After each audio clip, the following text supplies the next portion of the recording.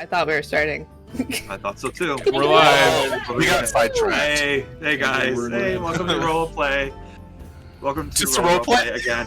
Roleplay. We know the show by now. It's the show where It can 14 change. players It's a just show that never roll with it. ends. Yeah. Are we good? I'm kidding. We're not sponsored by Raid Shadow Legends yet, so no. Right. I gotta beat this level. Oh no. I hate those. Oh my Yeah. god. Welcome to the show. We're on episode 11. We had a lot that happened last episode, so get ready to get a good recap on that. But just big shout out to all of our players: Cal, Dennis, Kimarie, and Justin. Say hi, everyone. Hi. Hello. You guys also leveled up as well. Yay! Level 7, We did. I think now, right? Yeah. 11, we're level yeah. 7. 11. Yeah, it's we're level 11. It's like Shoots and Ladders. 11. We slid from 6 to 11. Right? That's how D&D works, guys. Oh, yeah. Yeah, before we get to the recap, too, I wanted to see if any of you guys got any new abilities or anything else cool that you got when you leveled up that you wanted to mention to our players, our audience. I got a 4th spell slot, and just 1. That's it. But I have a lot of options to cast stuff, so if I want to take more 4th level spells, I could. There's a lot of good ones. I You have just more versatility now. I only have 1 slot, so it's like, I'll just choose Ice Storm, let's go the frigid bitch route. It just goes so Frigid well with sword. Simeon's personality, though. So I'm supposed to Can play you the game, complain? but I can't get out of my grumpy attitudes Kind of every week. every week. For the past 2 years. Anyway, I got a flash of genius. That's what it's called. It's an ability. It's a reaction. I can when you or another creature you can see within 30 feet of you makes an ability check or a saving throw, I can use my reaction to add my intelligence modifier, which is +4, to the roll. So it could definitely help saving throws, I'm thinking. So I'm excited to be helpful in that. And you already are helpful, too. I mean, this is Yeah. just another good thing about the Artificer class that people kind of underestimate is how supportive they are. Yes, very supportive. I'm trying More to learn a wisdom. balance. It's a So, lot, yeah. but it's a good challenge for you, and you're doing a really good job. Thank It's a you. lot. Thank you. Okay, thanks. Somebody Dennis, else go. Dennis, how about you? What did you get? So I got the ability Feral Instinct. So my instincts are so honed that I have advantage on initiative rolls as well as if I rage. So if I'm surprised at the beginning of combat and I'm not incapacitated, I can act normally on my first turn. But only if I enter rage before doing anything else on that turn. So, Gotcha. So you got to get angry first, and then you can be normal. Yeah. Sounds good. All right, how about you, Cal? Well, much like Simeon, I got a level 4 spell slot. Realized that I was not using all of my level 3 spell slots last time. Oh yeah. And also I made a whoopsie on my spell list and thought I had Moonbeam and Misty Step, but I really don't. So those are gone. Well. So yeah. Okay. Whoopsie. Well, I'm happy we did a cleansing of that. Because when you did Moonbeam, I'm like, okay, I'll make sure. Let's just go with it. And I'm like, okay. I think what happened is that Chill Touch isn't actually on the cleric spell list. It's part of your special thing that you made for me. Yeah. And so then I was looking through all of the level spells, and I think I forgot to switch back to just cleric spells. It's okay. No worries. So, It happens. but I caught it, and it's fixed now. Yeah, no worries. So All right. Well, thank you, everyone, and again, best of luck to you with the new health boost with level 7 as well, and all your new abilities. And we'll see what's gonna happen this session. So let's roll into today's episode of Roll or Roleplay. Play. Pierce. Wordplay. Wordplay. I know, 2 years and it was the first time we thought of saying that. Truly we can do better. I don't know. We're doing great. I think we're kind of stuck with it. In our last episode, it started with our party killing a bunch of bugbears to try to attack Xymena near a secret door. When our group passed through the door, they found an old armory with a functioning sharpening wheel. Our group found another gate, but with the carving of a rust monster on it as well, and Craig grabbed the weapon from the armory and touched the gate with it. The weapon then rusted and disintegrated as the gate gave a vibrant light blue glow.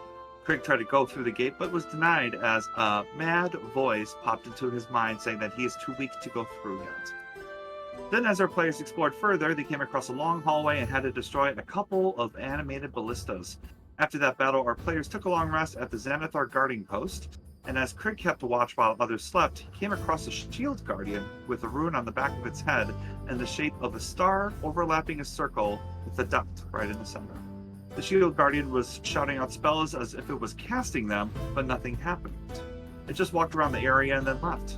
When our players woke up right away, our players found the brazier at the end of the level and teleported back to the yawning portal. When our players got back to the yawning portal, Mikhail successfully fumbled a large bottle of wine and had spilled all over Lyril's silver hands, expensive white and golden robes, leaving a giant unappealing crimson stain. Lyril took her leave so that she could get back to Castle Waterdeep and clean herself up. In the meantime, our players in Xanathar were provoking each other, trying to get underneath each other's skin. Manshun then chimed in, very arrogantly antagonizing Craig and being condescending, saying that his overconfidence is going to be his downfall. This led to Manshun wanting to demonstrate his powers as he casted Finger of Death on Bonnie, having her vanish, leaving nothing but a single hinge on the tavern floor, where she used to be. Mikhail then had an interesting conversation with the Castellanters, in particular Asmodeus and Demonology. Victorio studied Mikhail and noticed that the rats on them as well. Xymena had a down-to-earth conversation with Jarlaxle, exchanging information about their recent adventure through level 2, the Arcane Chambers. Jarlaxle offered to have a more candid conversation in the future in a more private setting with Xymena, hinting that he didn't want Strahd to be within an earshot. After those conversations, our players went back to Troll Skull Tavern and reunited with Craig's love interest, Yagra Stonefist, who we all love. After hearing what happened to Bonnie, Yagra was worried about her own well-being. Craig and Oz vowed to protect her, which led to sharp glances from Xymena. When Yagra went upstairs, Xymena conveyed that they cannot guarantee that, leading to a tense conversation of what the future may hold for our group. For the remainder of the night, Oz sent a paper bird to Nanette to reconnect and drank a whole bottle of whiskey, numbing their pain of the loss of Bonnie. The Waterdeep Wazoo showed an article about the Vilstar song, betraying the Doom Raiders, and is still at large. Xymena's anonymous letter to the Waterdeep Wazoo with this information proved to be very useful. In the night, Mikhail and Xymena visited Corlan's crown to dispose of Vala Lefalir's body using Lozul's removal services, and cleaned up the store, also stealing her remaining potions as well. The next morning, Megan the trainer resumed with day 3 of training. Oz had to cut giant pieces of paper into different snowflakes. Craig had to flank illusions and prevent them from escaping his reach. Xymena had to play 3 Dragon Ante with professional players, and Mikhail had to be locked in a giant black box for 24 hours. Lastly, Tally Feltbranch visited our group asking if they knew the whereabouts of Bonnie. Tally is the owner of the Bent Nail, which is a carpentry and general store in the neighborhood. Oz filled him in that they It's Tally okay. visited our group, and then Oz filled him in about Bonnie's passing, and they had a more private conversation upstairs in the tavern. That is when Tally warned Oz that Bonnie told him about Mikhail and said that he is dangerous and would turn on anyone in an instant. And that is where we left off. So How dare. Again, it was a lot. It was a lot of information. So we're gonna go. Not too bad. Good job, Dan. Thank you. Good job, Dan. Thank you. And remember, everything I say will be used against you in a court of law. No. Everything I say is very important, not only for the audience, but for you guys as well, because it is a lot of stuff to keep track of in the Undermountain, but also your social relationships, debts, points of interest, intrigue, all of that, so that you can formulate your own plans. So, all right, let's get to it right now. So, Oz, you wrap up your conversation with Tally about Mikhail, about how Bonnie let Tally know that Mikhail is dangerous. How do you reply to that? I'll show Tally here too. people can see what it looks like. I appreciate the warning. I will take it into consideration. However, I love Bonnie like my own sister, but I think I know Miki a little bit better and what they're capable of. So, that being said, I will keep an eye on him. I know you will. I trust you. You know, I mean, it is, you know, she said, he said, all this. I trust Bonnie a lot. I don't see the reason why she would lie to me. But hopefully, maybe. I don't think she would lie at all. I do think that she truly believed this, but a lot of things have happened that Bonnie's not aware of. You see him lean back in acknowledgement, and he kind of he's hinting that he's saying, "Oh, there must be like some past issues that could cause some sort of miscommunication." I understand that. All right. Well, he like stands up from his chair. Even if someone as young as he is, he looks a bit sore. You don't know if it's because of all the hard labor he does and all that what he's carrying, but he stands up and says, "It was nice catching up with you. It's been far too long." You too, Callie. You guys are welcome to come over anytime if you need anything. My door's always open. Thank you, and likewise. Thank you. Hope you have a good day. I'll make my way downstairs, say goodbye to the rest of them. All right. Okay, Tally makes his way downstairs, and Craig and Zymina, I think you're in the main lobby area. He's coming down and says, "Zymina, Craig, it's been again far too long. I just wrapped up with Oz. Wishing you all have a good day. If you need anything, let me know." Thanks, Tally. We're sorry about Bonnie, too. Yeah, she was a good one. Hopefully she's in a better place now and not in pain. I'm gonna go back home. Zymina, with your this ability to read people, you can see he's trying to hold back some tears as he's talking, so he's making his way gingerly outside and exits. Yeah. She just, like, lets him go. She doesn't really say anything further. Because, I mean, like, that's rough for him. You know, they were getting close together. Yeah. So, I would say, Oz, if you're rejoining with the group, you can as well. Yeah. It is entirely up to you. It is just getting about, like, sundown right now. Mikhail, just like with their camera, is definitely in a giant black box, so they really can't see anything. So... I'm definitely not having my first nosebleed ever while on stream. Oh, so like, no! I'm trying not to be gross. You're fine. So I'll be. Okay. I know I'm in a black box anyway, so this is very fitting. I'm still here though. I'm listening. Yep. You're good. You're good. No worries. So, yeah. Is there anything you guys want to do in the meantime throughout the day, or kind of letting the day pass? Oz still needs some diamonds to be able to cast Revivify. I mean, yeah, I think after everything that's happened, Zymina would want to get out of the house, so she could help you try and look around. Okay. I'm gonna stay and keep an eye on things, especially the box outside with... Oh yeah. Killing it. All right. Sure, no worries. Greg, it's pretty easy. Niagara's kind of sweeping up the floor, giving you a wink and side eye, like just like her, like just as she's cleaning up the place. Okay, who's more taking the? Are you guys splitting up and looking around? Like, do you guys want to roll separate investigation checks, or do you want to roll one? With I'm assisting Oz just because I wasn't successful, but I also, like, don't care that much. Like I'm not saying I'm not afraid of death. I don't know that it matters as much that we bring someone back in her mind. So maybe that's why she didn't find it the first time. So it's more like, plus she can't cast Revivify anyway. So she's like, I don't care. I'll help Oz though because it's important to them. Sure. All right, Oz. This is going to take a good part of both of your days, Oz and Zymina. So probably this will go until probably like nighttime. Okay. Okay.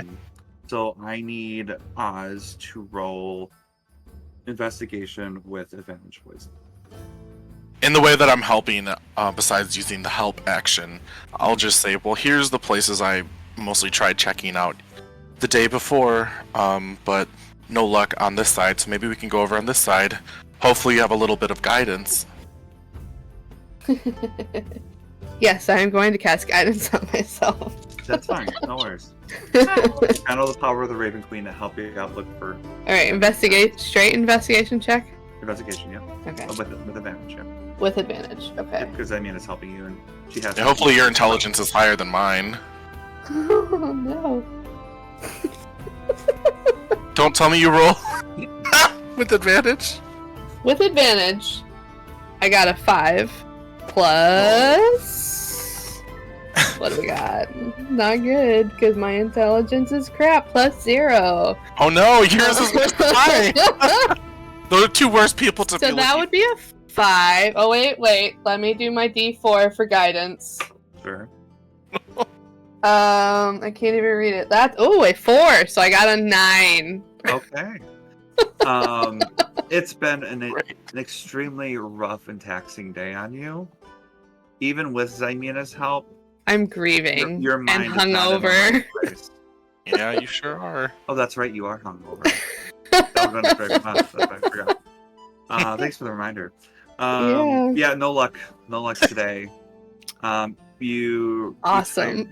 you retire back to the tavern, and on your way there, you see a familiar figure. And Craig, you see this too coming up too. You see Nanette coming out. If I can find her character sheet. Where did you go, Nanette? Well, no net. Oh no, no net. net. Oh no, net. No net. Here you go. Okay. It's funny you said no neck. I'm like, no neck, no neck, Nanette. No. Oh, not that. No. Oh no. So she's there, and she waves you. Just say hello, everyone. Oz just kind of walks right up to her and hugs her, not because I think she needs a hug, but because Oz needs a hug. She looks kind of like past Oz and Zymina, like just pats her. It's going to be all right. That was unexpected, but thank you. Sorry. What is I was walking and to the corner of my eye saw a big black box. Is everything? Yeah, that's just Makey's training. They're fine. Oh, I assure you. Yeah, I would say when Nanette had made the confused look at Zymina would have just went like made the sad eye thing and then did to gesture that someone died, just so she can mentally prepare herself. Yeah, her eyes get big and discreetly, of course. Yeah, she puts her hands on your shoulder, Oz. She says, "We will catch up and talk, okay? It'll be good. Why don't we go inside?" Okay. I'll let you go ahead and just look at you, Zymina, pushes in. Mikhail, while you're in the box, you eat actually it was a nice meal that Megan provided for you. Some kind of meal bars, which is it's very futuristic in this time, but pretty much anything you needed. It's very nutritious. Doesn't taste the best. No. Very bland, but it definitely keeps you going, and there's a whole bunch of water as well for you. You're very bored. You're constantly looking any which place, trying to get your sense of direction. Can't. Nope. It's just a big void that you can't see, and you're just hoping that it just ends whenever it can. Yep. but you're sticking to it, and you tell yourself, I need to be tough. Praise ball. Praise ball. Yes. I am tough. Praise ball. I'm tough. Praise ball. So as praise balls. Hallelujah. So as Nanette goes into the tavern with you guys and says, do you mind if we have a private conversation just to catch up? No, we can do that. All right. Thank you, Craig and Zaimina, for welcoming me, and then I hope Miki is okay too. So I will see you later. While Nanette and Oz are going upstairs, do you two want to talk about anything with each other? You and Craig? Is Yagra's downstairs with us, isn't she? At the moment, she is. I was typing something. What did you say, Dan? Sure. Did you because Nanette's going upstairs with Oz to have a private talk. And it's just you and Zaimina. And Yagra's like in the lobby area too. She's taking a little bit of a break. If you two wanted to say anything to each other or converse, you can. I want to give you guys a chance to talk. I mean, I really, I don't want to say anything in front of Yagra because as much as I don't want her there, I'm not going to say that to Craig. But I kind of give Craig, a look, and then I look, side-eye over to Yagra, and then I look back at him, you're going to have to talk about the reality, trying to convey as much as I can with a look before I, I'll go outside the tavern, just kind of walk around the streets, just waiting for... Because, I mean, I have to kind of walk past where Oz and Nanette are, so I don't really want to eavesdrop. I mean, I want to, but I'm not gonna... I guess I'll walk outside and talk to Zaimina. Okay. Okay. Yagra's just chilling in the lobby area. She's not looking into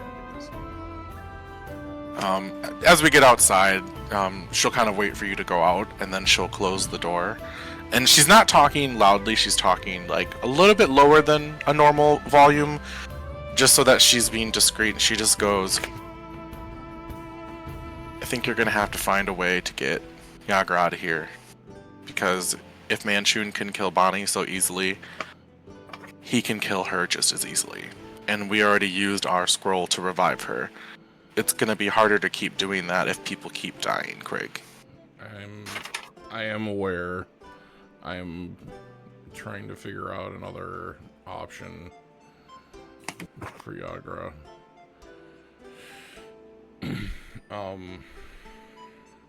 Because I know that her staying here is not an option, is not a safe option for her. It's okay, Craig. I think we all recognize this as a lose-lose situation. If she stays, you're happy, but if she dies, or one of us gets killed trying to protect her, then it's a loss. If she leaves, it's a loss for both of you to not be able to be together. But if she's able to stay safe somewhere else, we can try and get this whole dungeon shenanigans done fast, and hopefully get her back sooner than later.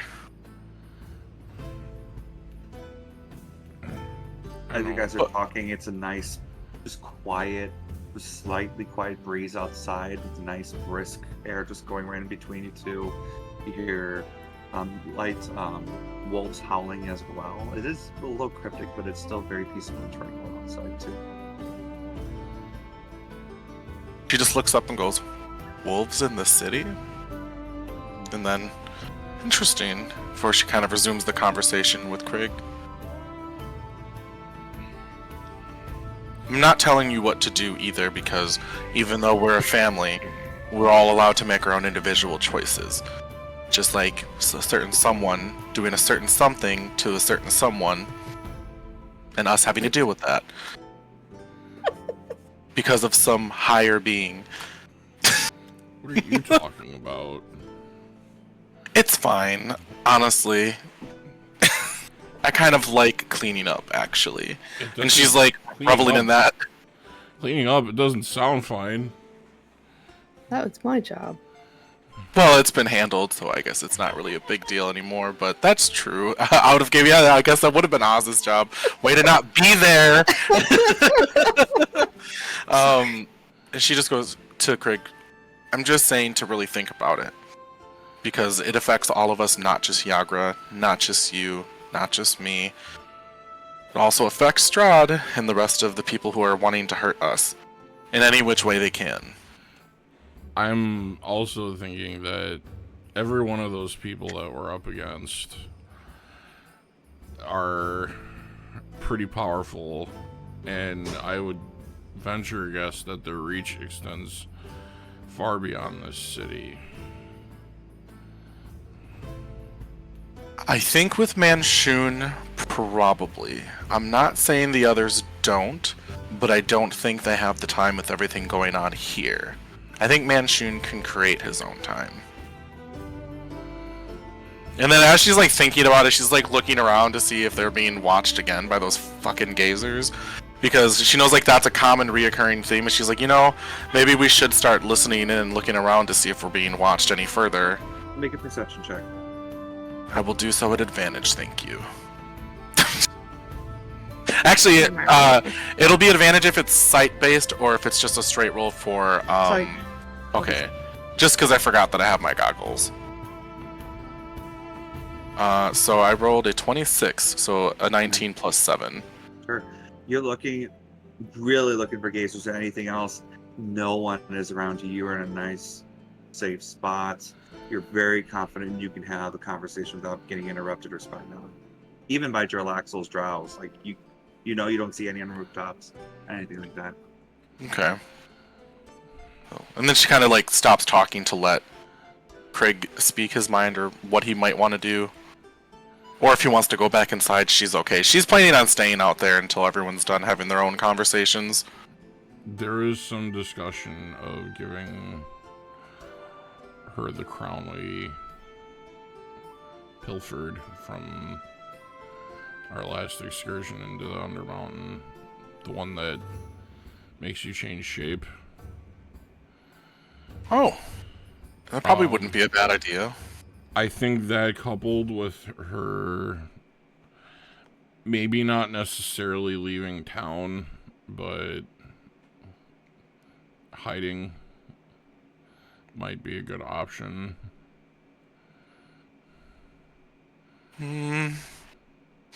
Well, knowing how powerful our enemies are, they might have a lot of utility at their leisure as well, so they could see through illusions.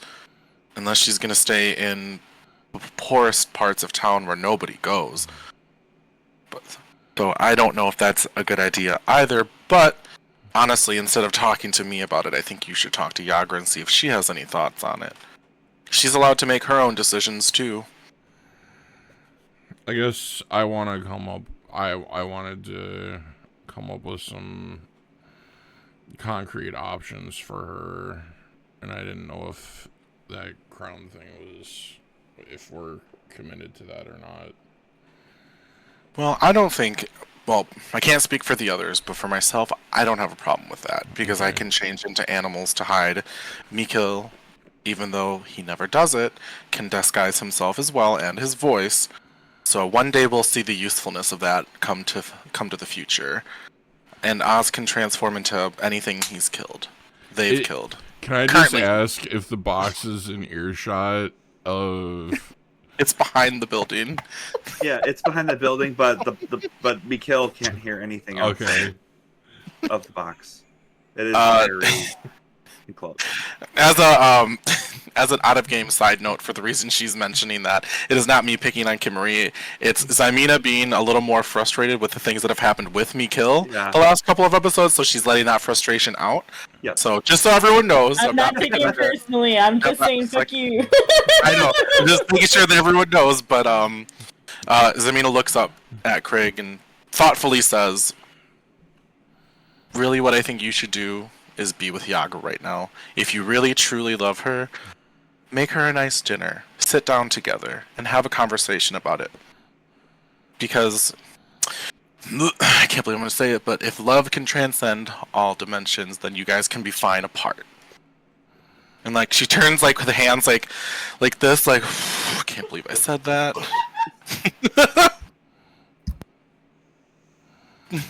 Thanks, Amina. It was tough. Yeah, you see Zamina like physically retching those words out, even though she doesn't eat or drink. It literally is barfing up those words. So while you guys in the conversation, I'm gonna go to Oz and Annette upstairs. Annette is sitting in the very familiar cushions that you just were sitting with Tally.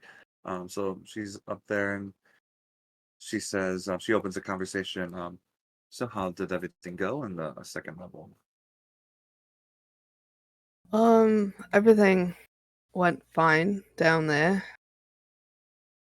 It was once we got back into the awning portal that things kind of went to shit. What happened? Manchun tried to make a point to Krieg and used Bonnie as an example, and now she's dead. How did he do it? He cast a spell, Finger of Death, I think. She got a nat 20. She definitely knows what that spell is. Damn, what kind of that? Yeah, death. All the death. God. Yeah, she leans back in her chair and she says, "So you saw her turn into a zombie then, didn't you?" Actually, she just disintegrated. So I will say this. For what you saw, she was gone and left a singe on the ground. Right. Just gone. Then that goes. That is very strange. Whenever Finger of Death is casted, if it kills a humanoid, they turn into a zombie that's under their control. I know I'm trying not to, I don't want to make this worse, but I'm trying to say, I don't know why she was not a zombie in the tavern. She's gone, unless if there's some sort of teleportation, something. I don't know. Would it make a what he's capable of. difference if she's a doppelganger? Well, she's humanoid, right? Turns into humans. True. All I could say, I'm sorry. I'm really, really sorry. I know you've worked with her for a long time. And we have to be strong, especially of who we are. I get that. I'm struggling. I know that my purpose is to bring about my mother's will. And I don't have a problem with that. I know that death is a part of life, and that when it's our time to die, it's our time to die. But what I'm struggling with is I can't do my mother's bidding without people around me that I can trust and who are capable. And if I'm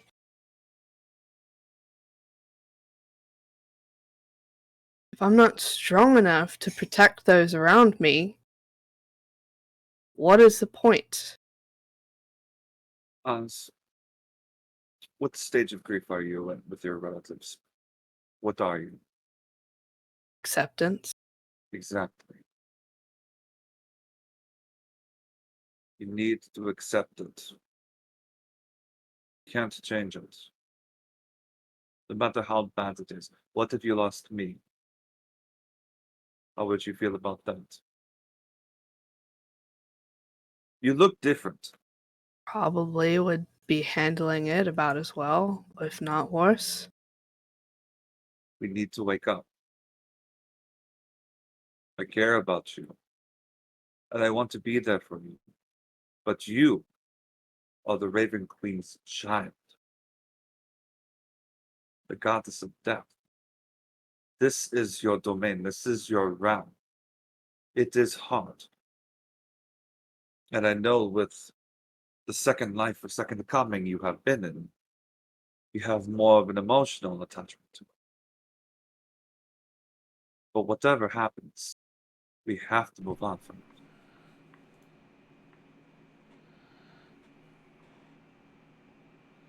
She scooches her chair closer to you and says, I will support you every step of the way. It's hard to do it by yourself. And she points at you, but you have to get your shit together. And she looks up you up and down. I've never seen you like this before. Can't say I've ever been like this before. Don't have it happen again. Be strong.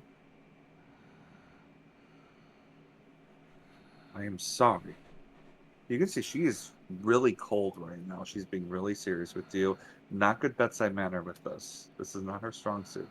She is trying to comfort you, but at the same time, she's trying to tell you to wake the fuck up, in her words. Whether it's the right way or wrong way, it's in the net. She says to you, she puts her hands on your lap and says, whatever happens, we can get through it together.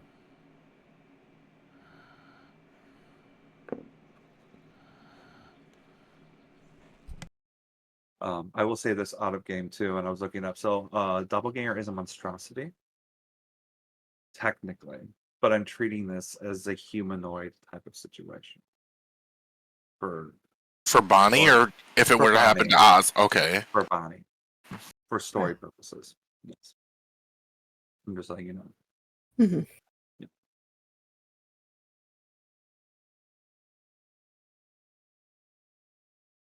All right.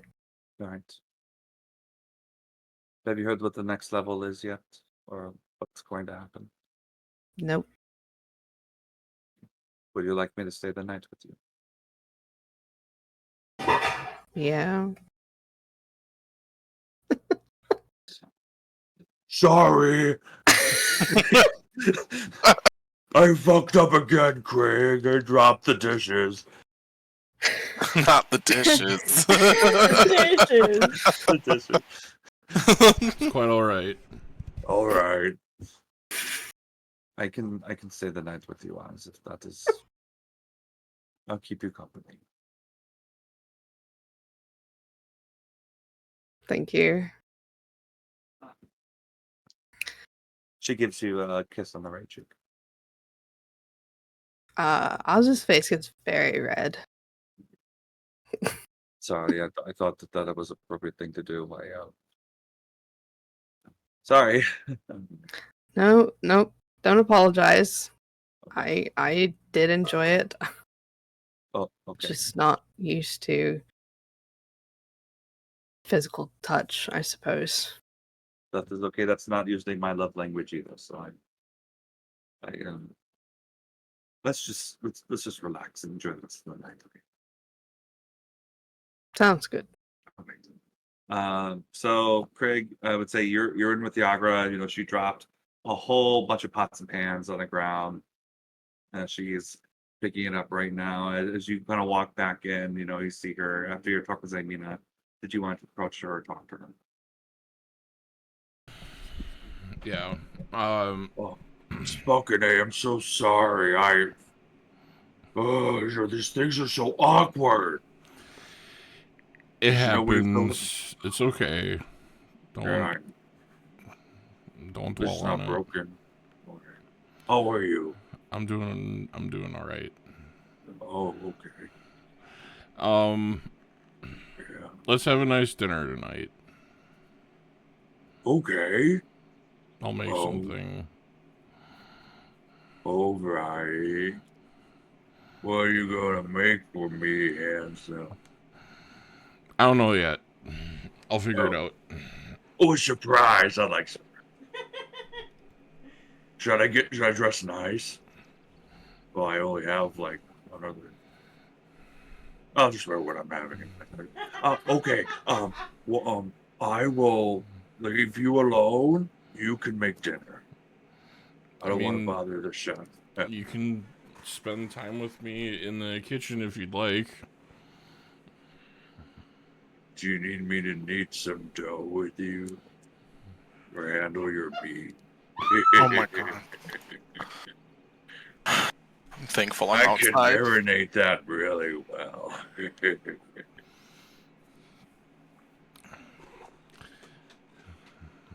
I'm kind of just like. She holds a rolling pin and it's going like this. What?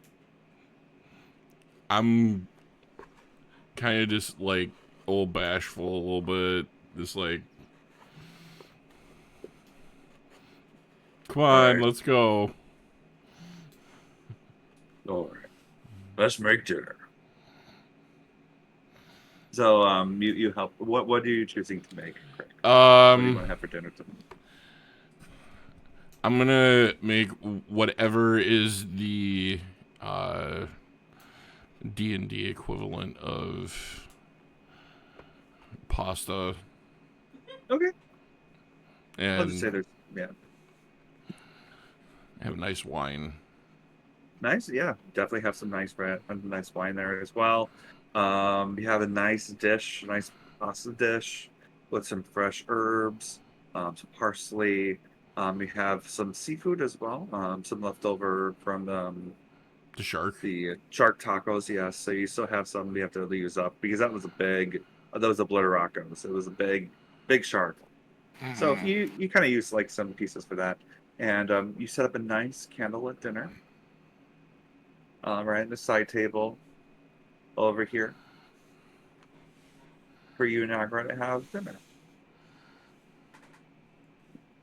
You did such a good job. This is really good. Thank you. You're welcome. This is romantic. I appreciate it. Just wanted you to know how I feel. I do. I appreciate you. You've been very kind. Your friends and family have been very kind to me, too. I'm very grateful.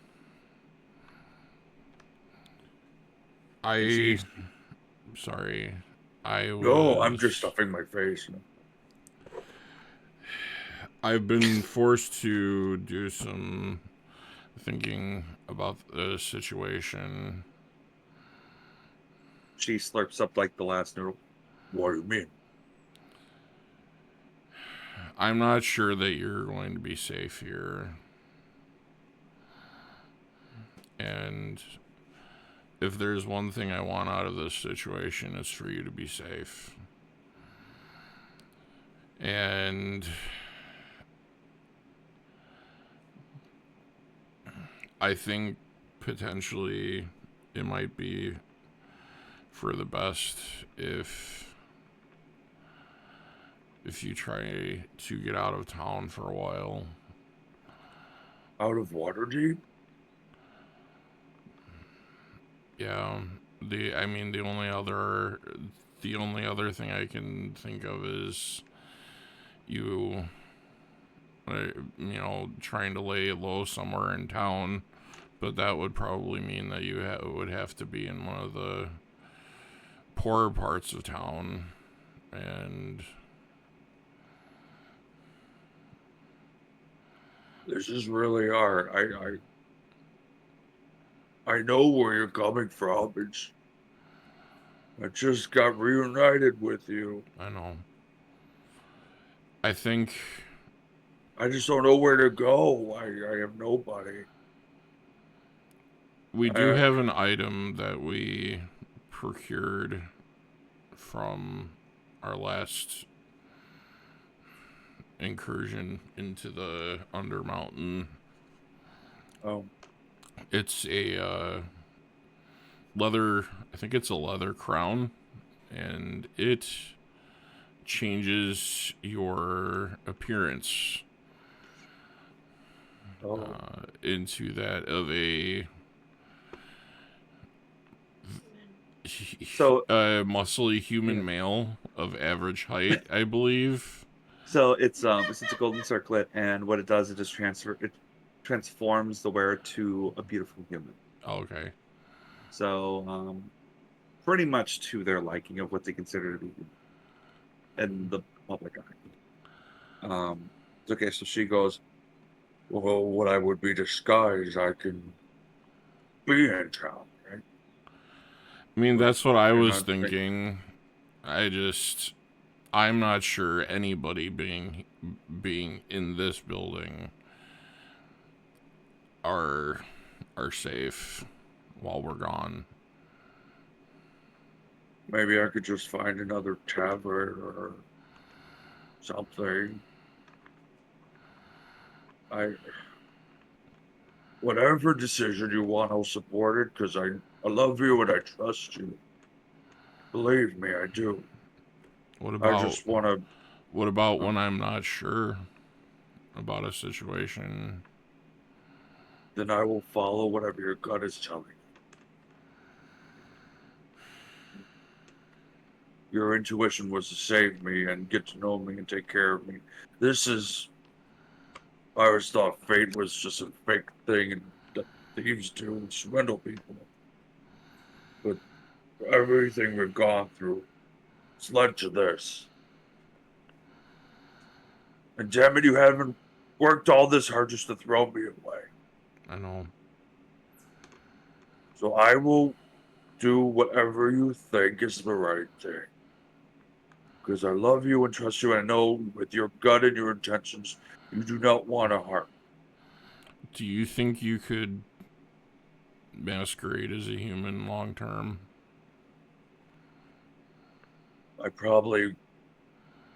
My voice isn't very human-like. So I probably will just have to not talk.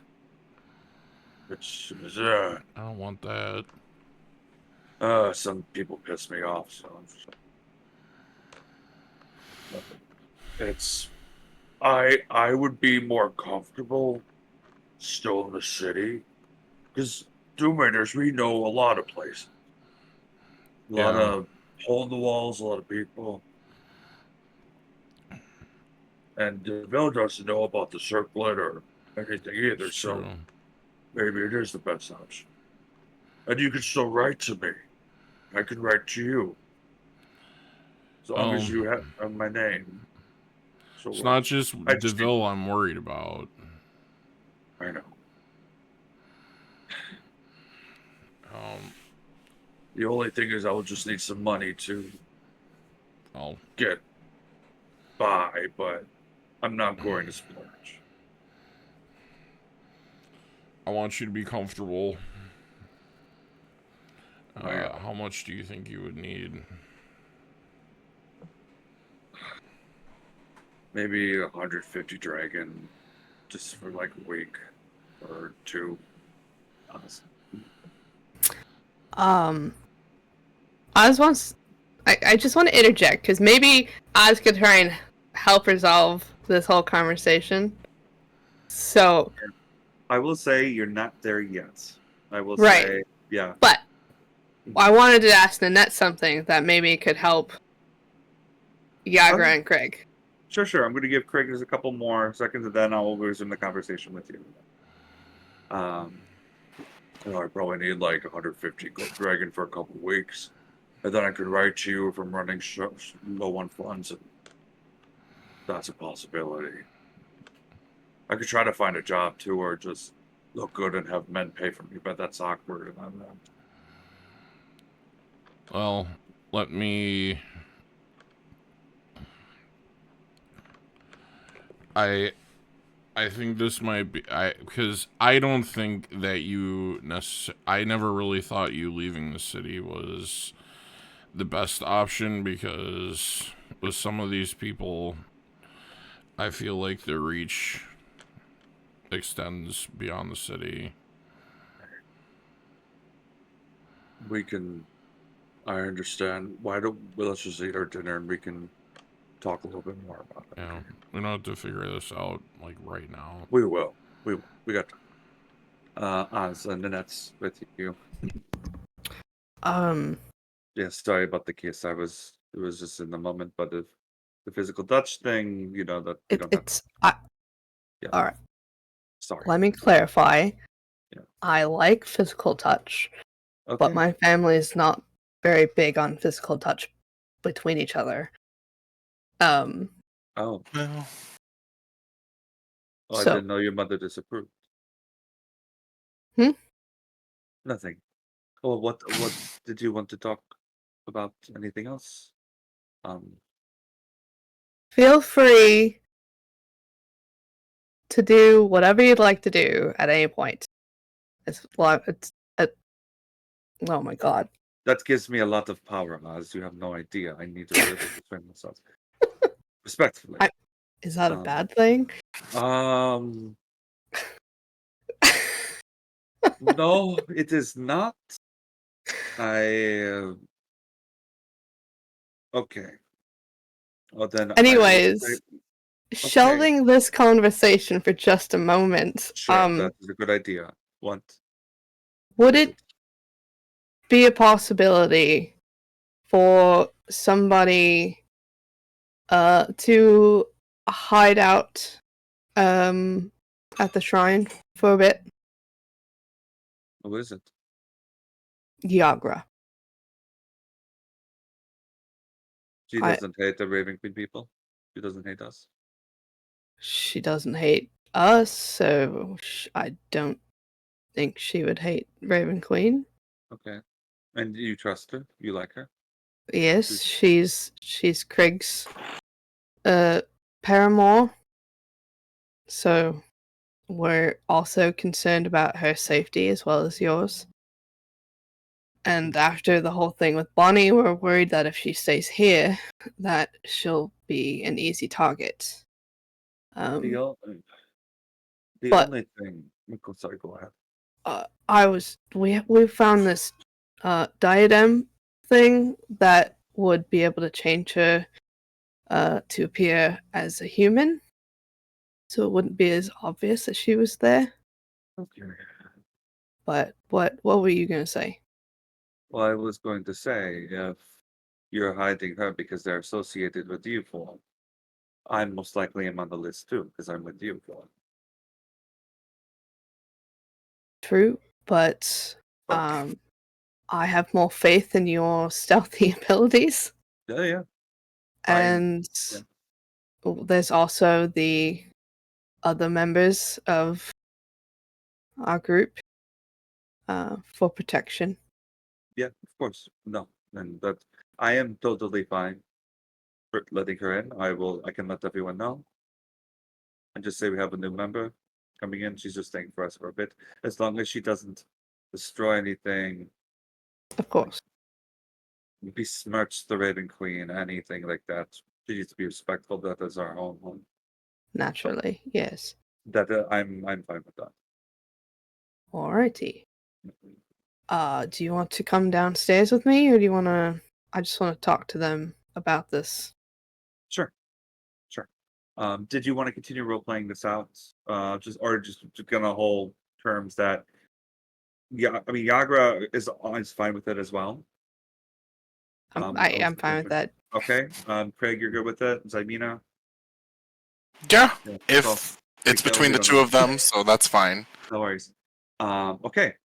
So as the night continues, Yagra and Craig probably go to bed as well, unless there's anything else you wanted to say. And then also Oz and Nanette. She's offering to spend the night with you as well. Zymina, you're by your big bed by yourself with no one else, and you love it. No, I'm not. I'm downstairs keeping watch. Excuse me. I'm independent. Okay. Nothing happens during the night. Okay. Mikhail, you do get sleep, but it is a very restful night. You feel sweaty, clammy. It's and this is the longest you've been without talking to anyone, which is really frustrating. It's torture. Torture. I would definitely. I feel like I would definitely be talking to myself. You would. Yeah. By this point, maybe even straying away from the positive self-talk and going. Yeah. The other way. Maybe going back and forth.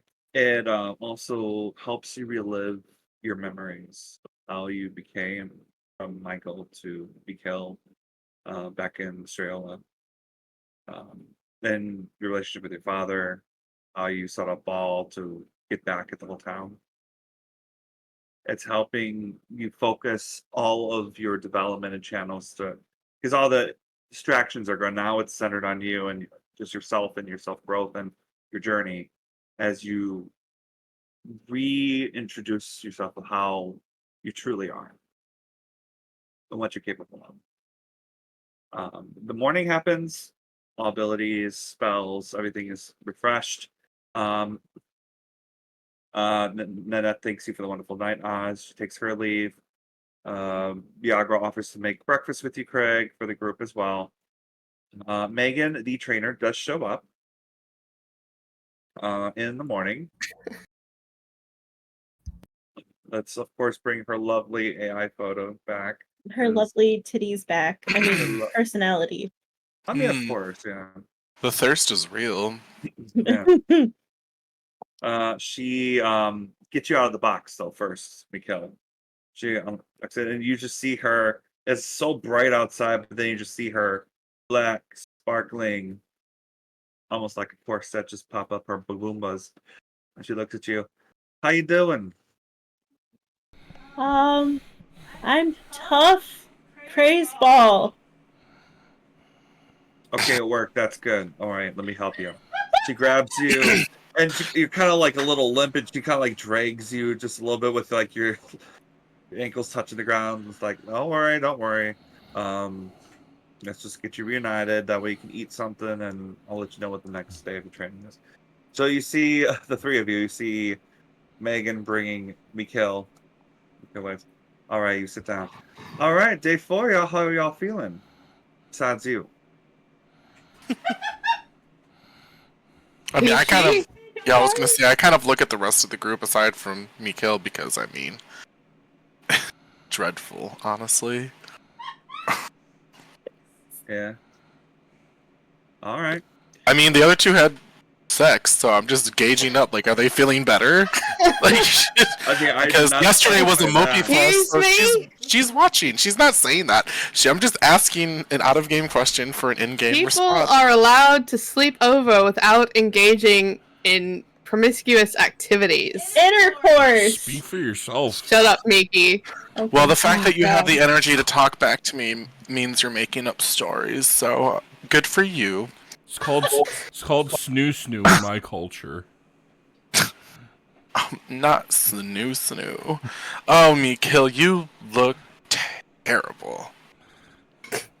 I'm tough. Praise ball. Are we all done? I got time. Like, all right. Sorry.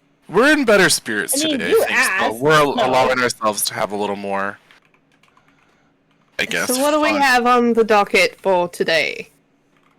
Docket, I never heard that fucking word before. Sure. Okay, so we're gonna go to day 4 training. She brings out like clipboard and flips through it. Oh, okay. Oh yeah, I got a bunch of deliveries coming in. Oh, perfect. Here they are now. You just see a bunch of wagons coming by. They're unloading.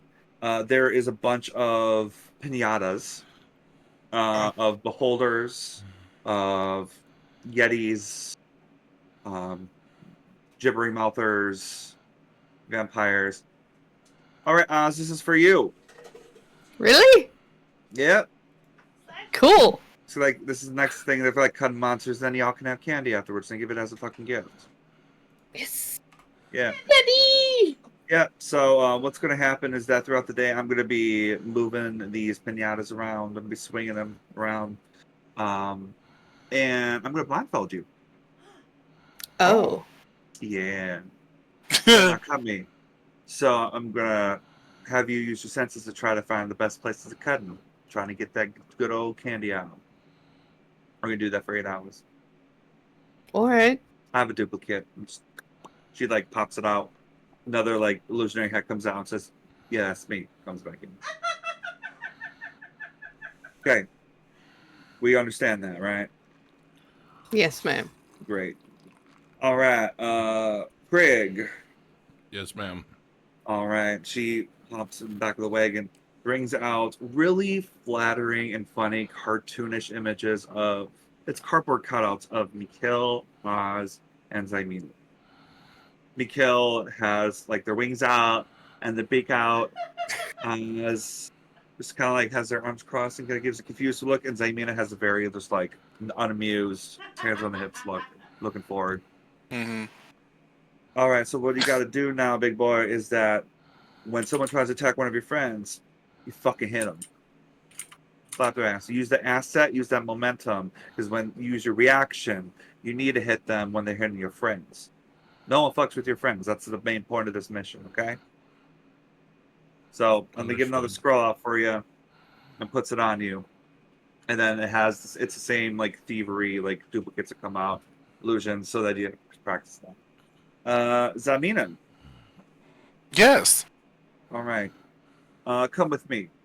I'll be back in like 10 minutes, guys. You talk amongst yourselves. Okay. She walks you to like the west of the neighborhood. You're gonna go on a little bit of a field trip. All right. So you see a whole bunch of crowds of different people, Zamina, like dwarves, humans, elves, tabaxi, everything in between. I have 20 different people here that I've hired. You don't know who I picked. They're going to be around in this crowd, okay? They're going to be saying secret phrases, 2 different secret phrases, and your job is to try to read their mouths and decipher what those 2 phrases are. They're going to be repeating the same thing. You got to try to figure it out. It may not take you the full 8 hours, but once you figure it out, you come back to me. And then that means you can read them lips. You're observant, and we can make it work. You'll just see her pull down the goggles, and she's like, "Oh, I'm on it." Love it.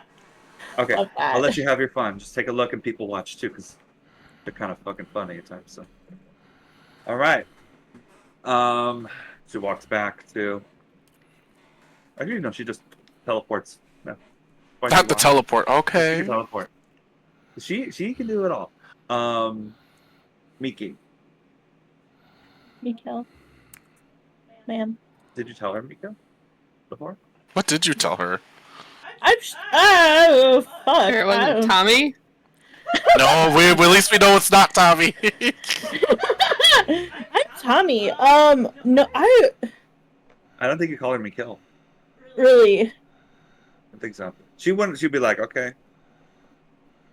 Okay. Yeah. I'm sorry. I just assumed me personally. I don't. It's okay. Anyway, she said because I would start going by my real name. Okay, then she'll call you Mikhail then. Okay. All right, Mikhail. All right. We're gonna occupy your cellar today. We're going to the basement. Oh, great! Another dark place. Yeah. So, she starts escorting you to the basement as well, and summons. Looks like to be a demon right next to her, and then another cleric, like angel demon situation. This is going to be your toughest test yet. You're going to be tortured, and you're going to be killed multiple times. Have fun. My cleric here what is gonna, the hell? My cleric is going to keep healing you, bringing you back to life, but you're going to die again and again and again. The demon friend is going to torture you. Okay. This is to make you tough. This is so you don't fear death. Yeah. And be used to the pain. Okay? This is the most serious you've seen her be. The next one will be good, I promise. This is the ultimate test. Day 4 is the worst test for this type of training. And it's hard to train someone being tough unless they experience it. I'm tough. Praise ball. Let's go. You can tell she's been really giving you special treatment, but being very respectful to you and like. I'm trying to be. This is just my phrase now. This is a change. But this is Mikhail taking it very seriously. Right. So they also cleric. You got any extra diamonds? The demon. I mean, that's so good. I know you were going with that. the demon nails you, all 4 limbs, to one of the barrels. And I'm not going to get into gruesome details with that, but basically, you lose blood, you feel pain, you get healed back to life, and that happens all over again throughout the day. All 4 of you complete your training. Mikhail, Yay. you have died a total of 34 times. Oh my god! I rolled 2d20, got a nat 20 and a 14. So you rolled 34 Damn. in an 8-hour period. So about every 6-7 minutes or so, you died. So I want to let that, as a role player, sink that into your mentality of what you went through in this, because none of your family members knew about it except you. Megan says, all right. And by the way, you're a perfect health again, but it was definitely an experience for you. All right. When would you like coming back tomorrow for day 5? Is that what you want? Oh, we have our thing tomorrow. Out of game, right? That was our second day, so we have to go to the dungeon. Yeah. Yep, No, Zemi, our second day. Unfortunately, we do have something for tomorrow, but maybe the day after. We'll send you a paper bird as early as we can for the last day. The last day's going to be a good one. It's not going to be as crazy. All right? Proud of y'all. I mean it. Looks at you, Miko. Especially you. Not a lot of people make through with that, so I respect you for that. No one fucks with me, no one fucks with you. All right. See you whenever. And she leaves and closes the door. And we're going to take a break. Oh! Okay. So we'll be back in a few minutes. Feel free to stay tuned. All right.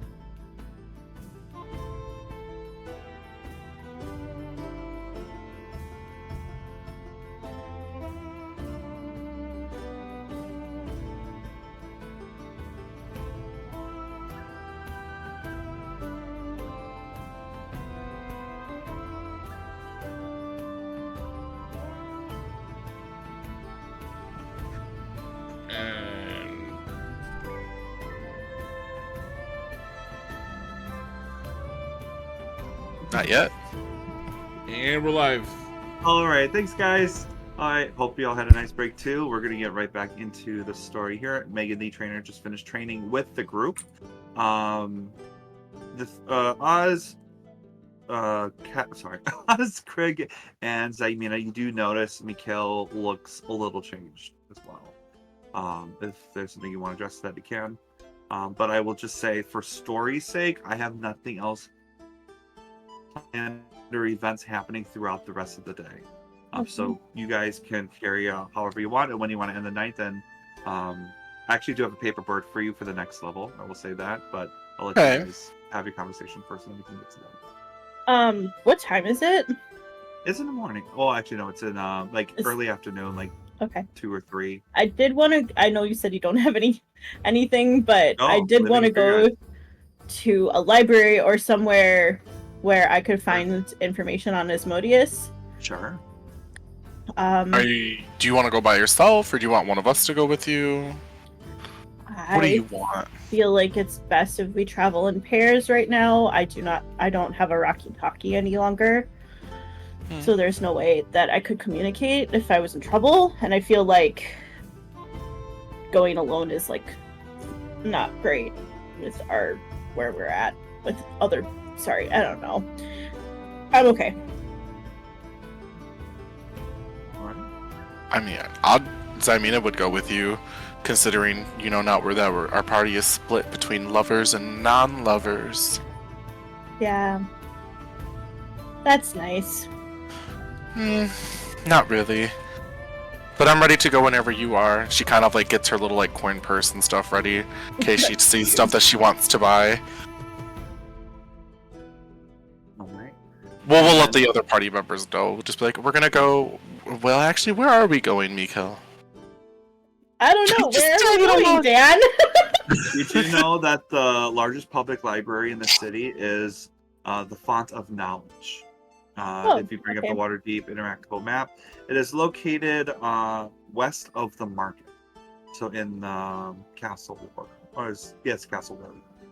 So it's just west of the market, maybe a block away. Okay, I see it. Yep. It's in a Temple of Agma, the largest public library in the city. Yeah, Agma. Alrighty. Yep. Yeah. Yep. So yeah, that's where we'll go. Do you just want to ride on my horse, Zaimina? Sure. Okay. I'll even sit. What is the style where you have your side saddle? Yeah, side saddle. She'll even side saddle. Oh wow, you're such a lady. All right. Craig, for the viewers, it's called Font of Knowledge. Font. F-O-N-T. F-O-N-T. Yeah. Comic Sans. Yep, right there. Perfect. Thank you so much for helping with that. All right. So you guys are on your way to the Font of Knowledge. Ozzy, Craig, did you want to do anything? No. Okay, sounds good. All right. So, Zaimina and Mikhail, you arrive at the Font of Knowledge. It's a very huge library. A lot of people around, especially since it's near the market. You do see Dragonborn. You see some mage apprentices going in, probably some school children as well. Elders of all ages. They're approaching there. It is a very high traffic area. You do go to the front desk, and there's just these 5 spiraling staircases and these huge bookshelves just going all the way up, probably at least 10 stories. It is really, really huge. You see this very old, kind of looks like a dragonborn as well, very gray dragonborn with a couple spectacles, and he actually has a couple liver spots. Hello. Oh, good day, sir. Good day. I'm looking for the section on demons and evil creatures. All right. That's usually restricted with respect. You have to get approval of any type of dark arts, demons, law, from an official. If you're looking for something like that. And how would I get access? You probably have to go to the courthouse or something. The Get an courthouse. approval. Could you at least show me where? Make a persuasion check. Okay. I mean, while I notice Mikhail's flawed plan, It's really bad. I'll be looking around to see if I notice where like the restricted section might be. Sure. Make a perception check. You said persuasion, Dan? Persuasion. Okay. Oh, that's an 18 plus 4, so 22. Wow. Yeah, I'm shocked myself. Which is good because I just rolled a 6 as my advantage for saving. I rolled plus 7, 13. So persuasion might have helped you out there. Sure. As I mean, you really don't see anything like off the gate. He goes, well, that's on floor 8. I can show you where it is, but again, it's restricted. I can at least help, pique a curious mind as yourself. I'm sure you're harmless. Oh, sorry. Sorry, Dan. No, it's fine. Yeah. All right, you can come with me. Yeah. Jeribel, I'm taking them upstairs for a bit. If you could take my ship, that would be great. And you see this very stern tabaxi with like a with gray hair bun. Says, "All right. Hello." And she just plops herself down. It just looks very focused in front. All right, follow me. And you guys go up the staircase, and it's funny, like, you guys can kind of, like, walk up the stairs normal, but then there's, like, a little bit of gust that kind of propels you to kind of go through the stairs a little bit longer. Goodness. So it's, like, a little bit of flying. Especially for him, because he really can't move that fast. So you guys go up to the 8th floor, and you do see what appears to be a brick wall as well, and then he looks around and says, okay, now, no telling anyone, alright? Alright. Alright. And you see 3 bricks being pressed. And Zaymina, you're keeping a quick note of this too. You can easily perceive it. They're kind of, secret doors as well. So like you can easily see this is a secret door, but it's just like top, left, and right. And then you see like a doorway open, and then it takes you down a few flight of stairs. And it's all continual flame torches that take you to 2 separate alcoves filled with books. And you do see a couple City Watch members there. You see maybe some nobles there as well. Just some people dressed nice. Not a lot of people down here, though. So this is where we go. Well, that's...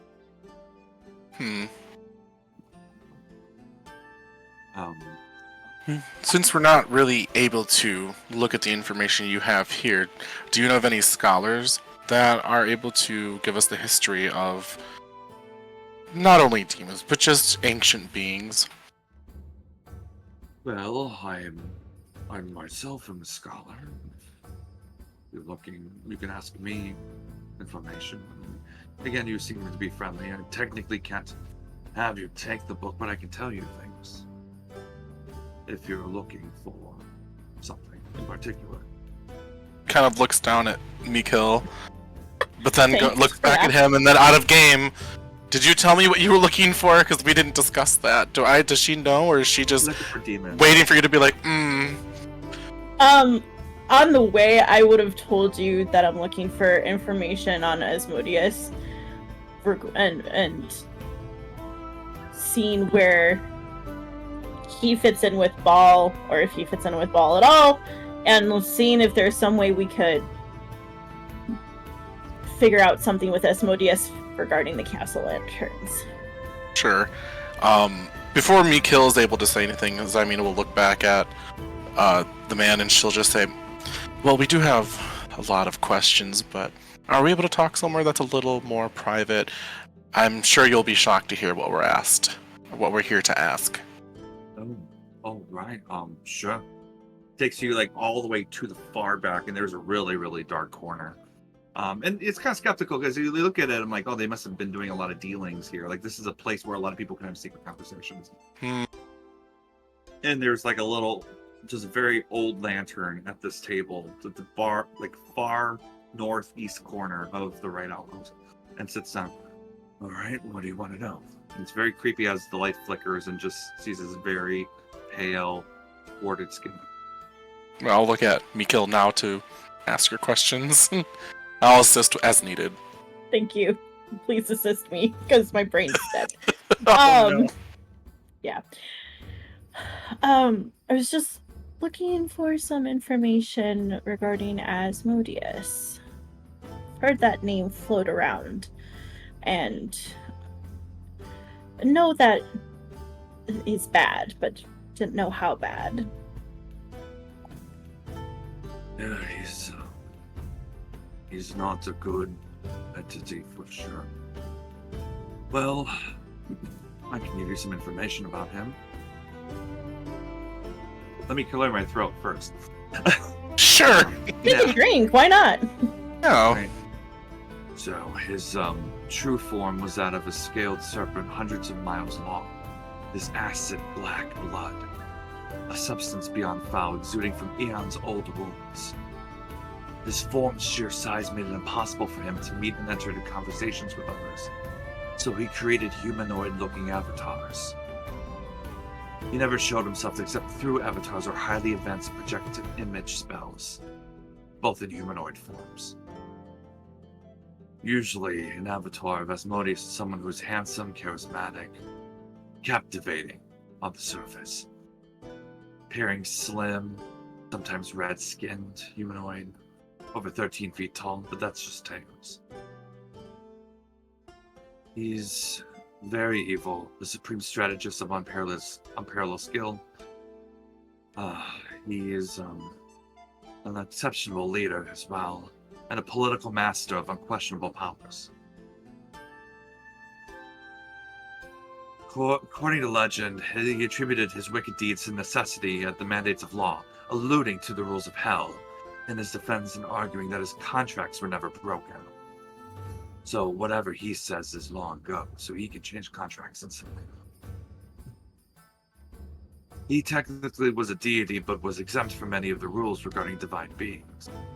His actual status is a matter of a debate that has changed over time, but he's at least the strongest archdevil. And that's all I have at the moment on the surface. Thank you very much. That was very helpful. Of course. And this scale of archdevils,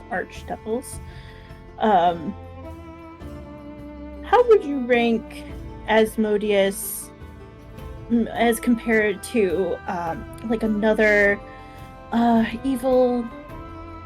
What was their name? Like Ball, for example.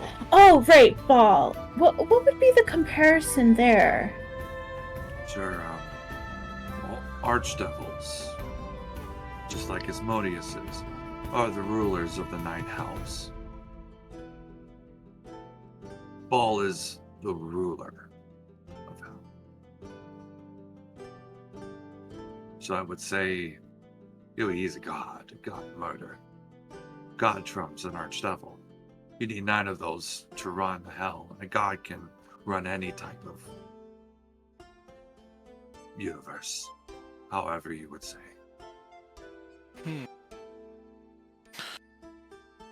And what would you say the relevance of human contracts would benefit to either Asmodeus or Ball, unless they should differ between the two?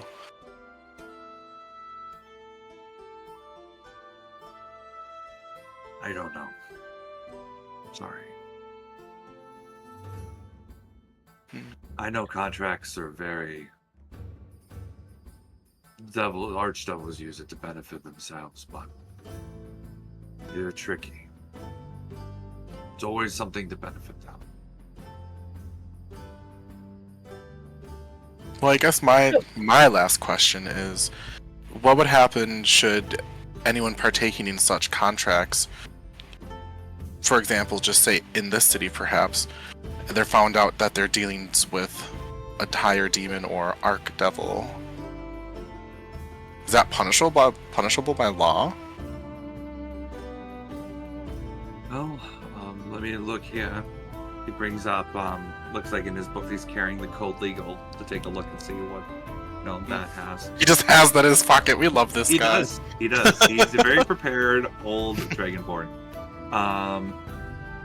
So looking here, murder of a lord, brandishing weapons, theft, treason, vandalism, using magic to influence others, slaving, murdering, imprisonment, assaulting a citizen, theft of temple goods or offerings, imprisonment up to 10-day, tomb robbing.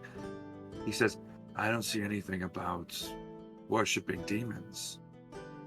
Or any religion for that matter. I wonder when they created this city, they wanted to make sure that all type of religions were equal in one way or another. But yeah, nothing with religious, except thieving of temple goods to show respect. It's crimes against the gods. If you assault a priest or worshiper, disorderly conduct within the temple. Oh, here we go. Public blasphemy against a god or church. That's an edict, so you would be convicted and result in imprisonment or hard labor or a fine. Yes. So can't do shaming or blasphemy of someone, of another god.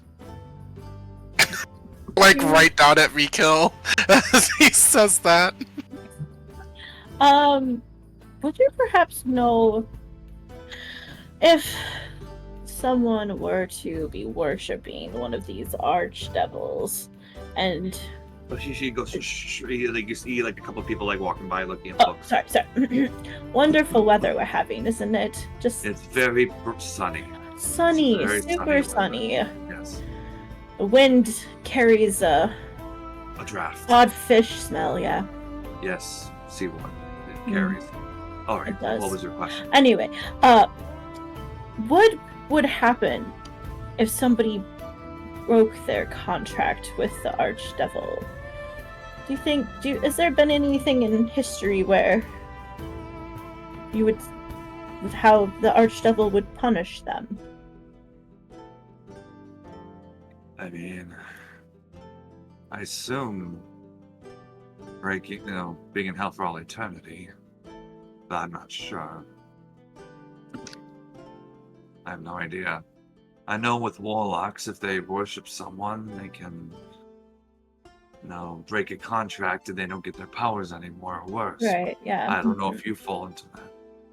But I don't have, I guess maybe they could become fiends or slaves, one way or another. Right. I was rolling for something else and it didn't happen. Do you know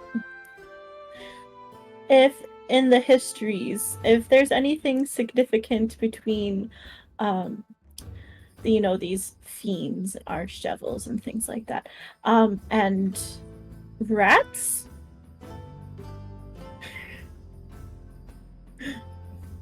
I don't know. Someone snaps her head and looks at you like... You have your rats on you, right? But they're hiding. Okay. Yeah. He has no idea. No. Maybe for plagues, but I... plagues, yeah. That's right. Plagues. I am going to have to go back to my shift shortly, otherwise she's going to be on my tail if I don't get back. Absolutely. I very much appreciate all the assistance you've provided. Let's go. Real quick. Yes. Just sorry, sir. Just one more question. I'll make it quick. In regards to murder, obviously not a good thing, but does sacrifice count as murder, or is that held under religious beliefs and is okay? These are very interesting questions you're asking me. Well, I just need to know if people are partaking in such things that there's no moral difference between the two for law's sake. I think if there's a religion that requires a sacrifice, you have to do it. But I don't know much about that. Sorry. Dan is rolling real low with all of this. Rude. Cool. I mean, she'll get up and she's kind of observing the restricted section as they're leaving, Sure. just to see if there's anything of note should they ever need to come back. But Yes. Necromancy is very popular down there. That is restricted. Necromancy, dark magic, noble history is also down there as well. Crimes, murders, killers. The formation of the big stone statues that are in the city are also down there as well, because it was a big, pretty much a huge mass destruction of the city. And then I think it was Blackstaff, or like Blackstaff's old mentor, petrified them just to prevent them from moving further. And then a question for you, Dan. I'm sorry, unless there was more. That's okay. Necromancy, dark magic, nobility, tragic events, anything that's meant historical to prevent events. panic. I mean, some like history stuff or city stuff. Tame history stuff is upstairs and plenty for you, but anything that's like the dark web, anything that you would search on the dark web, most likely is like in here. I'm gonna get the Grauhun's SSN. Yeah. So my question for you is, how is this operating in terms of like the retrieval of the books? Is it all open to these people, or do they have to ask the city watch that's down there to go into these restricted areas to get them, or are these nobles freely walking in and out of these rooms? Is it barred? What does it look like? Sure, no worries. You do see there is a special, like the secret door that was there. That was one to open the door as well. There are some like attendants, some staff that are near the secret door as well to have like an eye shot as well. If you need a book, he explains you need to present looks like a badge. Like a royal guard that allows it, or a pardon that gives you access to this stuff. All right. So but you show it to them, and then they retrieve the books for you to read in this little nook, I'm guessing. They have a staff member like at the door, like for the good library and the bad library. But the nobles are able to go and open these books as they please. Gotcha. Free reign. There's no restriction on that. It's just the restriction to get into the dark library. Okay, that's helpful to know. Yeah.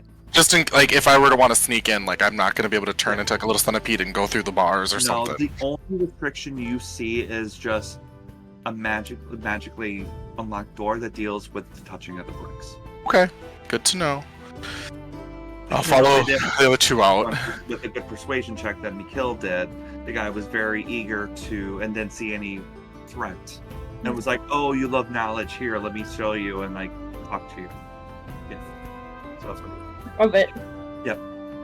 So he escorts you back to the front, and sits back down. Says, "I hope you had a good experience." 5 out of 5 stars. Thank you. Anything else I can help you with? I don't think so. All right, sounds good. Then you guys are planning to make your leave. You see the Tabaxi woman scolding a few teens to be quiet as they're kind of like housing, and the teens are just looking at them like, okay, whatever. And you head back to the tavern. Okay, dokie. Thank you. You're welcome. So, you all four reunite as well? Okay. Yeah, I mean, on our way back, I think I'd just chit-chat a little bit with Mikhail about the information, and she would just say, "Wow, well, isn't it something to know the god you worship is the god of all gods of the devils, and here you call him Daddy." Changing my mind on all of this. For the best. A bird can change their mind.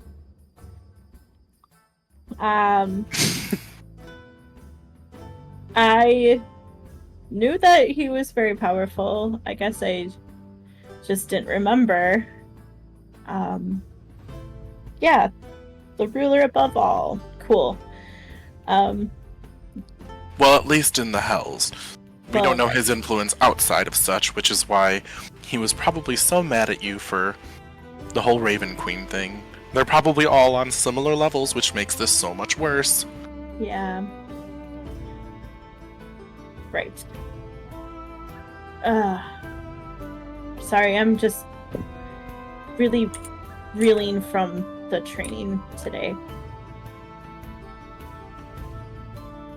It's okay, Mikil. I think, well, unless we have any more of these side effect things happen to you down in the dungeons, you're actually doing a really great job dealing with being tough. Yeah, I died 34 times today. Well, that's at least 10 more times than I've died, so congratulations on being first in something. Thanks. And, I mean, I understand why I have to do it. It's just been really hard on my brain. My little bird brain, you know. Oh, it's not as little as you think it is. You wouldn't be so smart if it weren't. That's true. I'm really And smart. to be fair, you are worshipping, and she does, like, quietly say it. The Lord of Hell, so I imagine he can put you through so much worse if he wanted to. Imagine the testaments of dying 34 times, which I'm sure he's seen.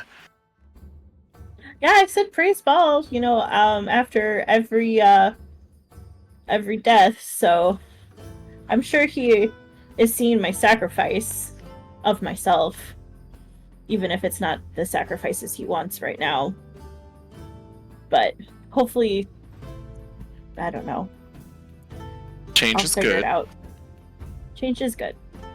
Might I suggest finding someone to sacrifice before we go down into the dungeons, though? Just in Sorry, case. that laugh was Kimarie, Kimarie, not me. Was not prepared. I mean, I'm sure we can find some over-gluttonous fool around here that nobody would miss. that's the problem, Simina. Ball wants the sacrifice to be somewhat personal to me. I'm pretty sure, if you recall, he kind of wanted me to kill Floon before. I did pick up a little bit on that, I just didn't know it was that serious. I know, but now we gave Floon money, and now I feel like it would be counteractive if we gave him money and then decided to kill him. I mean, people waste money all the time. Look at these filthy nobles out here spending the gold as if they'll never run out. It's not that big of a deal. And while I can't speak to know the mind of a god, I imagine he did that to make sure your resolve could be tested. It may not always have to be someone personal as long as it's consistent. You can always try asking that too. Yeah, I don't think Ball wants to talk to me right now, but I'm trying my best to prove myself worthy. We keep using that service for these bodies. I just don't want to become suspicious to the City Watch. It's a hard thing, because it's like, if I could just go out killing people all the fucking time, that'd be great, with no consequences. But if we get in trouble with the City Watch and we can't fulfill our duty for the dungeon, like, Strahd will not be happy. Well, and she's waiting until they get to a part of town as they're walking that's less people, so that even though she's being quiet, it's much, it's less obvious that she's whispering, and she'll just say, Mikil, we have enough money to potentially buy a small property somewhere in the dock ward. You can have it reconstructed and create your own little sacrifice temple in there or whatever. You can change into nearly anything you want and mimic the sounds of things. How are they going to possibly know it's you when you can change so much about you? And we can always find, or I can always help you find someone. You do know of that, I think it was Jalen in the courthouse way back when you got the deed. Oh, yeah. Deals with housing and property, so you definitely chat with her about that. I will say, just as a funny thing, I just rolled a D100 just in the case. I think it's 66. Hey. Okay. Just You just need one more on there. Yeah.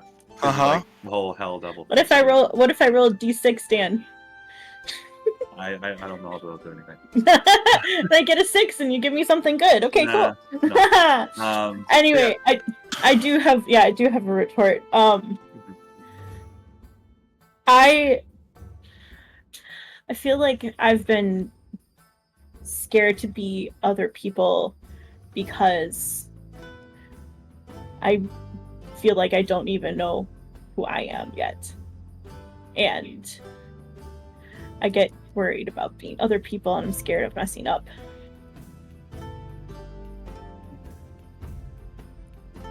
You killed a whole country. She just flat out says. That was the old me, though. I have just memories of that. I don't feel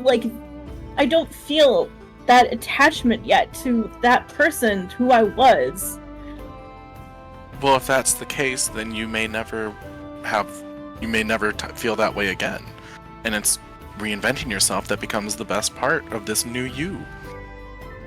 Besides, I think if I were a god and I had one person masquerading as multiple people, the people around thinking that there are so many different people sacrificing to me, it could create much more panic.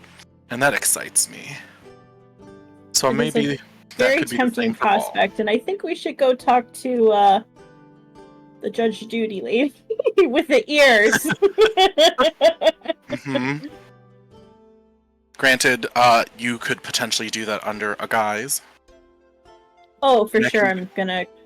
The last thing we want to do is make sure you purchase it as yourself. No, not doing it as myself. I'll have to think of who I want to become. You do know with her, she does require an appointment. So you will have to... Paperbird? Paperbird, that's fine. Probably just through the courthouse or the department. Yeah. Arrange your time and date. You have to show up for the appointment to do it, though. That's And I know we don't want to keep going on. I'm having fun with this, but she'll say, "Remember, Mikkel, we have to think of ourselves as the future leaders of this town, city, whatever. And if you're going to be one of the 4, 5 people in charge, you're going to have your own quadrant to protect, and you're going to need followers of Baal.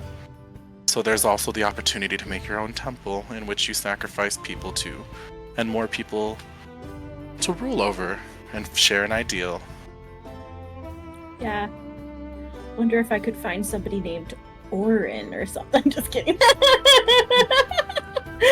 And I mean, like, as Daimina is saying more of this, she's like recalling like her deep dark past about everything that she had experienced. She was in the situation like that, so it's like her reflection. So not everyone has to change, but some people do. This doesn't mean I don't want to stop killing people. I still want to kill people. I never said you didn't. Okay. And we walk off into the sunset hand in hand. We're about to go murder hobo. Yeah. More like Mikhail is trying to hold Daimina's hand, and Daimina's like trying to shake it off. This is not the moment. Craig and Oz, you do get a paper bird in the tavern that is from Strahd. Okay. Do you open it? Yes, sir. Provides a little bit of information about the next level. Level 3 is known as the Sargauth level. It's Sargauth level. He explains there's not a lot of information with this. This is a very pivotal point, though, in the dungeon because it helps regulate resources. Meaning there's 4 different parties of interest that seek to conquer this level so that they have access to a city that has various resources that is currently, and he got this information, controlled by Xanathar. Oh boy. Or at least blocked off by Xanathar. That's what he does. That's all he has. It's a very vague description, but it looks like there are different parties of interest that they may be going against each other. And it's up to you to decide, I guess, who the 4 factions are, if there are, or like how to use it. If it's going to be more of a social thing, it's going to be more just kill one and be with the other, or just kill everyone and get the resources for yourself. So it's interesting. It's a different type of level. Okay, and this is tomorrow, so we're still on our last second day. Yep. Yeah. So it is sunset right now. So Okay. you guys are back in sunset in the tavern, and you guys, I would assume you would share that with everyone. So I'll let you guys resume conversation with that.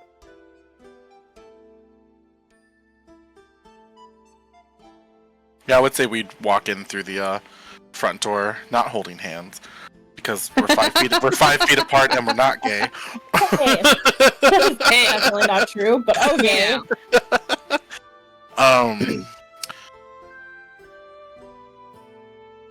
I mean, I feel like we're actually in a really good mood just because of like the whole conversation we had. Like the 2 characters that are of the closest persuasion is for in terms of alignment go, you know, but not that you 2 can't get there at some point.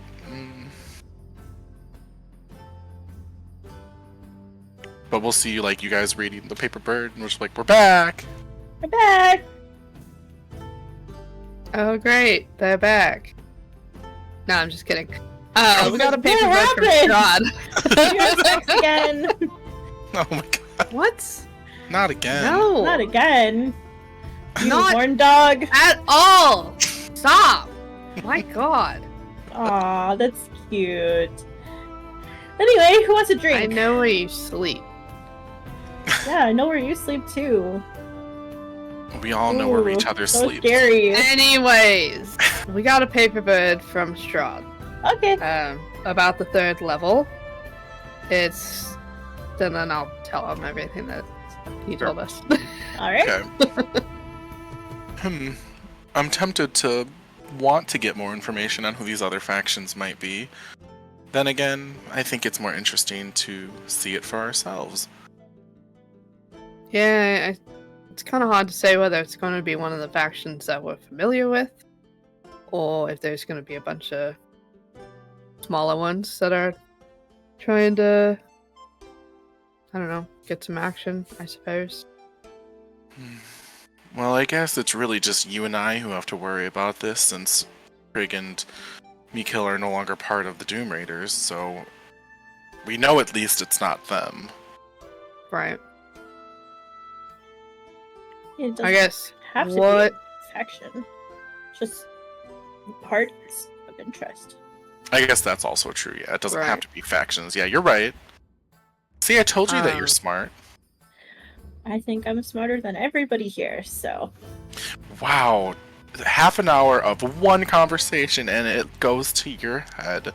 Amazing. It does. You said I have a big brain, so I must fill it with all the knowledge possible. I said you were very see, smart.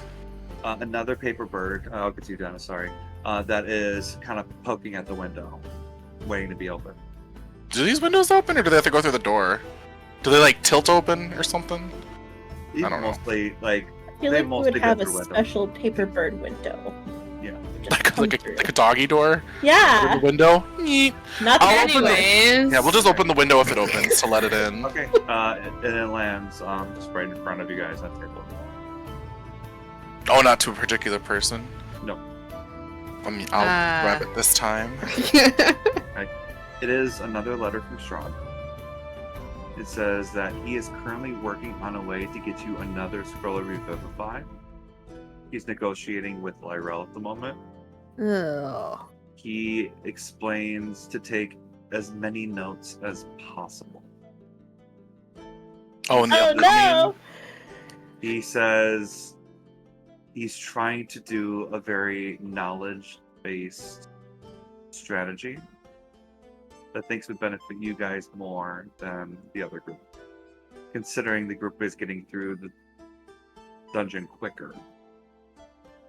He hints that this knowledge may have to do with what you've encountered in the levels so far. He's going to give you more updates later. She'll relay that to the group, and as she's like folding up the bird, she'll just say, I'm sure it's gonna have something to do with those gates.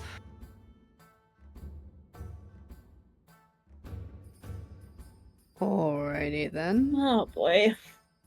Oz takes out their itty bitty little notebook thing that they haven't touched in a few weeks.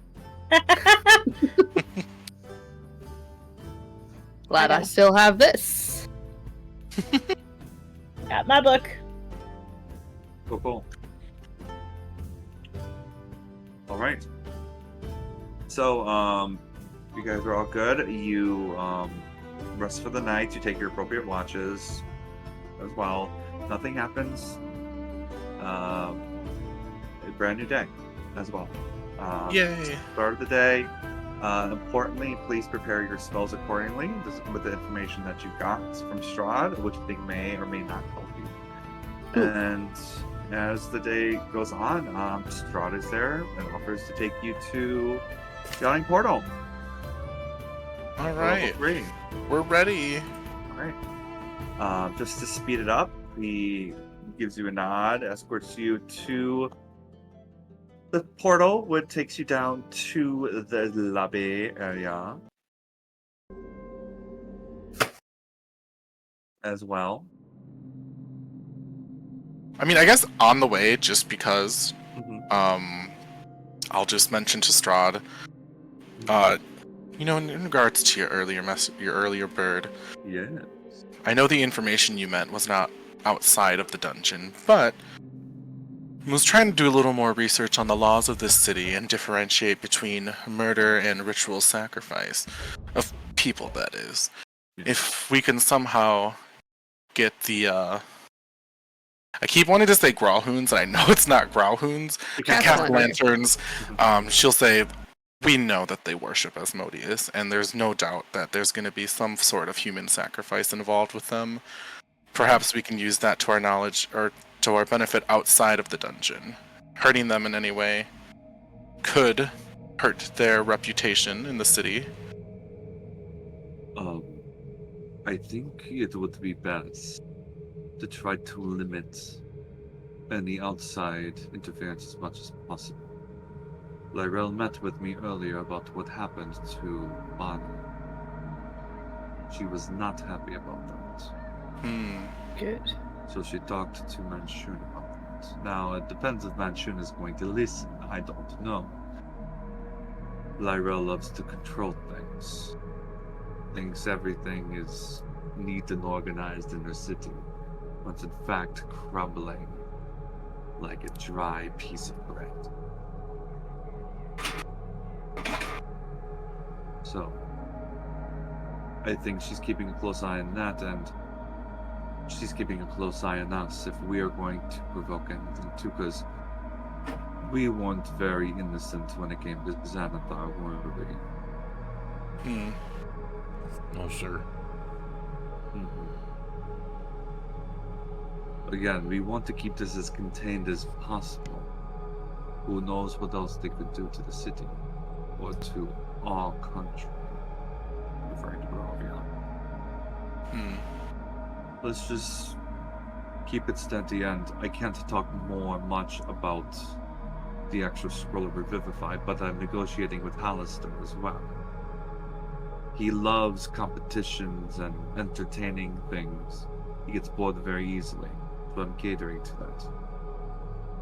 Just see what you can find out there. Don't feel you need to rush. But you explore the dungeon differently than they do. So part of it is luck, too. I'll keep you informed. Good luck on that. Takes you down to the lobby. Before the other team touches the brazier, the castle enters. Kind of approach you a little bit, Mikhail. Victor says, "Hello there. It's been some time, hasn't it?" 2 days. 2 days. I'm glad you can count. Isn't that great, dear? So great. Yes, I'll take over. So, we are very well connected with the city, and I'm sure you may have heard. And because of our conversation, and I felt a little personally hurt. I wanted to make sure we could reconnect and be on the same page so that we are not against each other. So I took it upon myself, and I'm taking initiative here, sweetheart. I contacted some exterminators that is going to be looking into your humble abode for any potential vermin that could destroy your business. And don't worry, it's entirely at our cost, so you don't have to pay anything. But, we would also hate it for the Butchers Guild and the Distillers Guild, considering they're not making any profit because apparently haven't had any business in your tavern after they've given you all their goods. So I want to make sure your business is really thriving. Out of game, do they know you worship Baal, Mikhail? No. Have you mentioned that to them? No? No. Okay. I know you brought up Asmodeus to them, but I don't know if you did or didn't. I don't know if you know. I don't think you mentioned. No, I was very careful not to say anything. I was just looking for information from them. Damn, I had such a good comeback, and I don't want to say it because I did. Just be on the lookout. So if you see a big tent around your establishment when you return, do not be surprised. We have it taken care of. All right. And they go into the brazier. Strahd does not look pleased. I mean, and looks at Lyrell. All of them are all gone except except Lyrell, and Strahd looks at Lyrell. So you've got control of your people, I see, right? Is this what we're talking about? Lyrell says, "Let's see what I can do." And looks at you. Feel free to go to. Strahd holds his hand up. Go to your level. I'm going to have a word with him. Yes, sir. Looks at Lyrell, and they are pissed at each other. Can I have just a quick word, Strahd? And she'll attempt to whisper to him, and she'll just say, "I don't think Baal would be very fond of Asmodeus's followers killing his demon spawn. So should they kill any of the rats, perhaps that could cause more problems for Lyrell in the future. Just thinking out loud, of course." And she'll kind of step back away. Because obviously, as we just found out earlier, that Baal is higher up than Asmodeus. Yes. If he finds that out, because Mikhail's well, I didn't do it. Yeah. They got killed off my own accord. So I'm just saying, I'm just feeding that idea to Strahd, and I'll mention that to Miki once we go in the brazier. Yeah. But I don't want to say it in front of Lyrell, because control. Ultimately, yeah. So Strahd is actually more calm and looks at Lyrell, and then you guys go into the brazier. Wait, hold on. I wanted to say something to Strahd. Okay. I'm sorry. No, go ahead. We're here for it. I mean, I would say something too. I was I don't know if there's anything you can do to. I'm sure you're busy back in Barovia. I don't know if there's anything you can do about the exterminators at the tavern. But I would ask that you try. If I could ask that of you, and I'm sorry, it's my fault because I provoked them. But I also got some really good information now. This is front of Lyrell. Oh no, I thought Lyrell had gone into the next level. She is in the lobby. I know. I wanted to say it once she had left. Okay, she is not leaving the lobby at all. Oh, okay. I was whisper it too, I did. I was gonna try to take like Zamina did, take Strahd aside, whisper as low as I possibly could, and Lyrell's looking, but she isn't getting closer. Or else I have my ways I could talk to him. I know. So. I could use my new stuff. Yeah. Yeah, go ahead. No worries. So you are able to convey that to him, and he says, "I'm going to talk to Lyrell and see what I can do. She probably can just put a hand up on this. That would be fine. Yeah. Let me talk to her. Good luck." Thanks. Right. And Strahd looks Lyrell, and they're just two statues looking at each other as you touch the brazier, and you guys go to the end of level 2. Which would be level 3. Level 3. All right. Again, big kudos to everyone that's watching. Thank you for being with us and enjoying your time here. Yay! Yeah. All right, guys. So you are in level 2 at the moment. You are back at the brazier. The brazier is now gone. Boom! There, it's gone. No more brazier. Your zombie is also still with you, Zanina. Yay! Oh yeah, I guess I forgot about him. He lasts until he's dead, so he is following me around. And that bugbear zombie. Yep, that bugbear. Can we call him Mike from Mike and Id? Sure, and if I find another one, I'll call him Ike. Mike and Id and Ike and Id. Oh my god. Yes.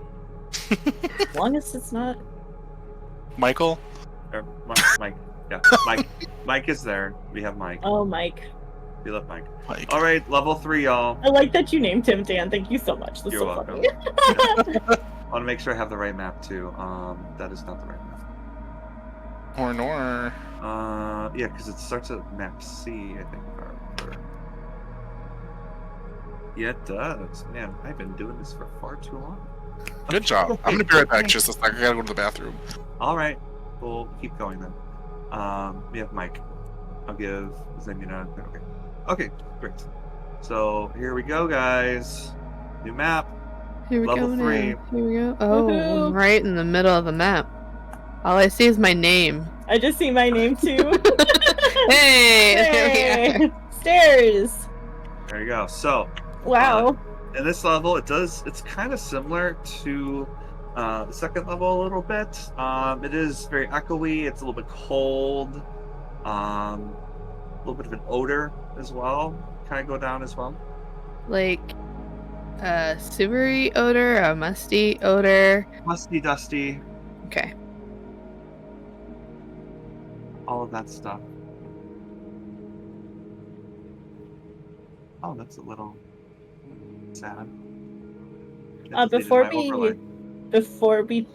go further, I want to hand Craig a potion from my side. It's blue, Okay. and I Ooh. want to give him my potion of resilience, which will be a +1 to AC for 10 minutes. So I say, here, Craig, Hey, use there you go. this to buff yourself when we're in battle. Thank you, Miki. You're welcome. Yes, it's Mikkel. I do prefer that. Thank you. Okay. So, as you guys... Okay. I'm just getting this all set for me here. I feel like I got deleted. I don't know what happened. Okay.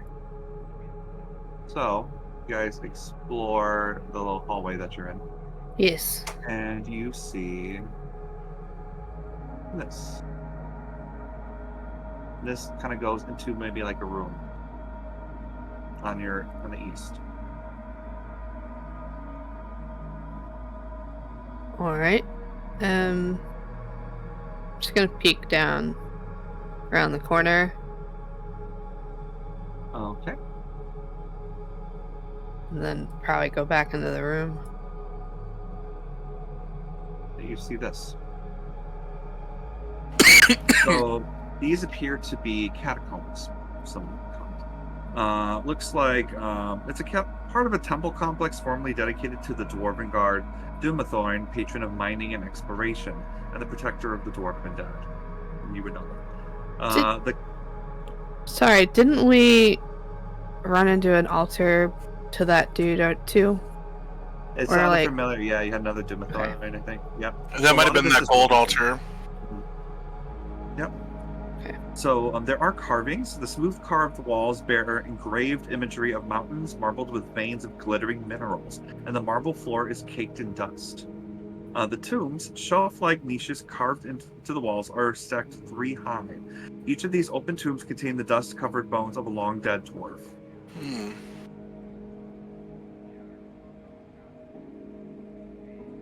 So, While I'm waiting for the party to come here, I'll start ritual casting detect magic just so I can have it up. And it takes me 10 minutes anyway, Nice. so I was almost gonna grab that too, so I'm glad you did. I have more spell slots, so I figured it'd be a little more helpful if I did appreciate the it, waste yeah. years, yeah. Grant, I don't know if you can probably ritual cast though, but yeah. I can, yeah.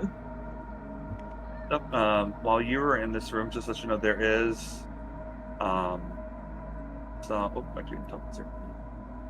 So there is a way to go here, as well as looks like some caves that go north, and then you have a more tiled, paved out hallway on the right. Okay. And you still have, the dwarves there. If you want to take a look at them, you can, or if you want more information, you could definitely roll a history check. Yeah, I'll just relay to the party that I'm focusing on casting detect magic, so we can see if there's anything magical around us. And I can't really investigate if they want to. I'll investigate. Look for like history. surface clues. Cool. Sorry, Justin. No. Go ahead. I want you to. Oh, I know. I felt bad because I interrupted you. I was like, I'll do it. That's how we are. Okay.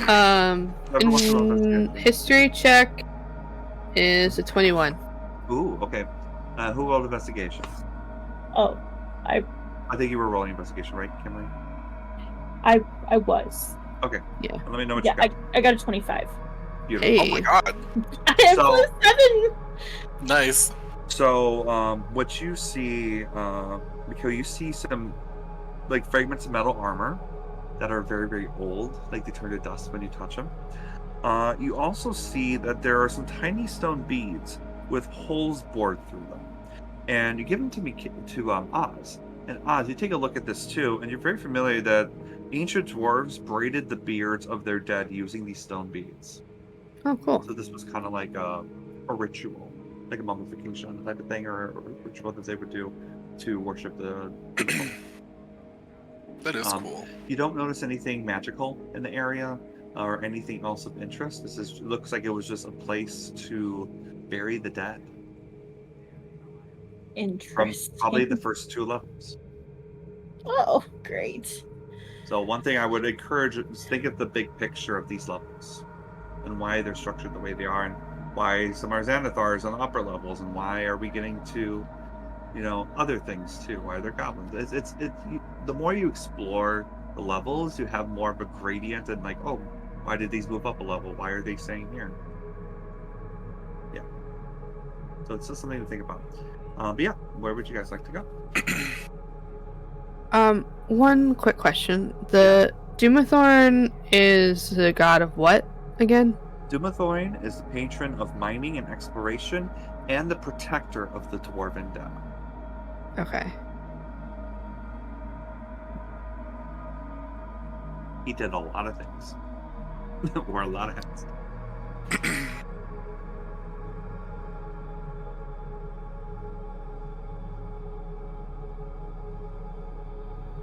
I'll go up with Oz if Oz is still there, and just tell Oz I'm gonna peek around this corner, see what I see.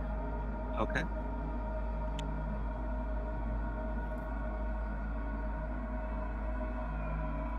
Oh, great! It's another tunnel.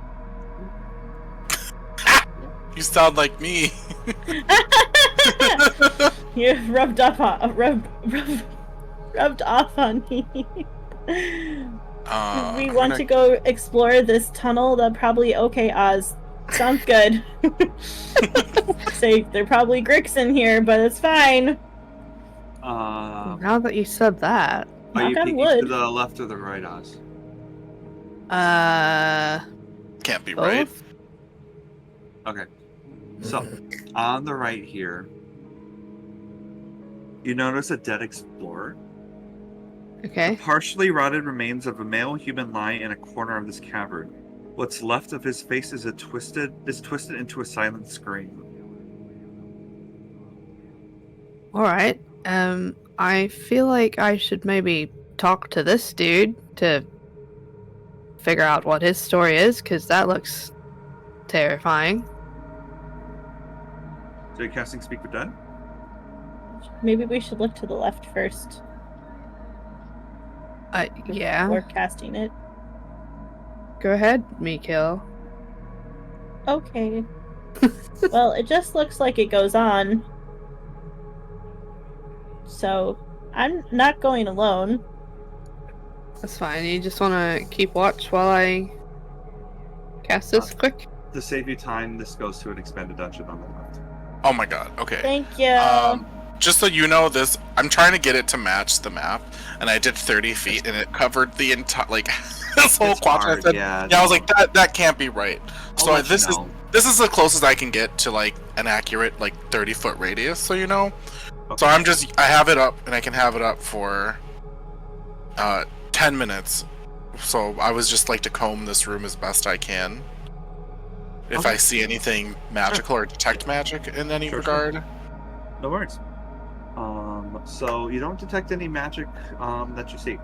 Okay. I'll let you know. You're gonna constantly have that up, right? I assume. As much as I can. Every 10 minutes, I'll have to stop and ritual cast it again. But at least I can have it up in key areas. I would try to, to help us identify anything magical should it become. Because information is key right now. So I'm trying my best. Yeah, no worries. Yeah, it's after Strahd's paper bird, Oz is trying to be a little bit more deliberate about actually looking at everything. Yep, and we can always long rest, so yeah. We run out of spell slots, so... Right. True. Alright, so are you casting... I'm sorry, I'm doing a lot of things with the map. You're casting Speak with Dead on the adventure? Yes. Okay. And... Sorry, I realized I was missing a spell, and after we took our last long rest, I added Stone of Truth to my whole list. Alright. I had to reprint all of my... Alright, so okay. I will say you cast Speak with Dead. Yeah. And you just have your cold necrotic energy come out and touch him, and his twisted face kind of corrects. Looks up with bright blue eyes. Alright. How many questions? I get 5. 5 questions? Okay.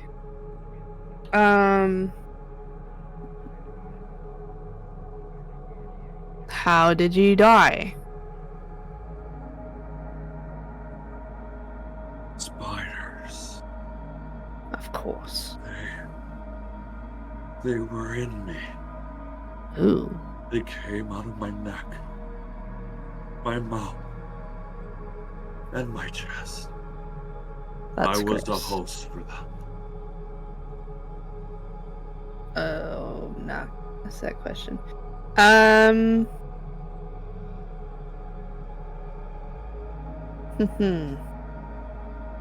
Sorry, I'm taking notes. It's okay. Did they also come out of his neck, his back, and his crack? Yep. That's a whole separate question you're gonna Hallie am taking really detailed notes, so I can give them Okay. to you if you just want to keep going. Okay.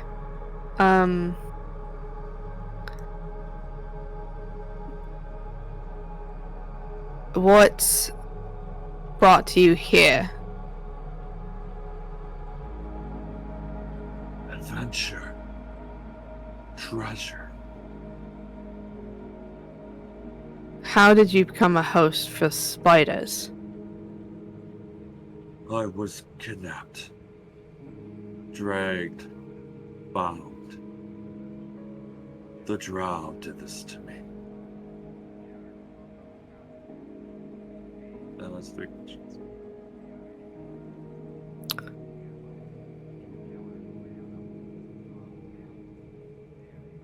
Do you know where the drow came from?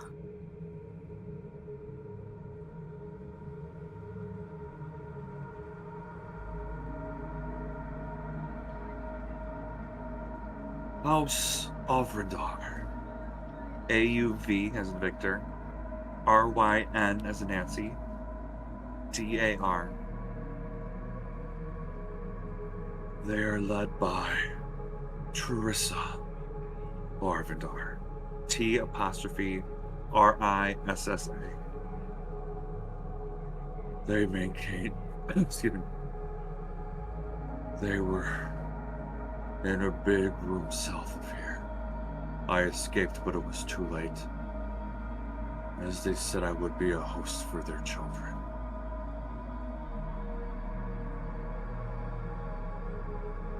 Okay. The last question. Is there anything important that you think we should know about this level or area? He says one word. Skullport. And All right. I was gonna bring that up before we moved in, but then you talked about killing my rat, so then just... sorry, Thanks, I'm a horrible person. That is the utmost lie of this entire campaign. Yeah. Yeah. And you see him just slump back, and the face twisted again. Almost kind of like it was manually twisted to make it look like it was exactly where it was before. Like everything has to be perfect. Like the mummy.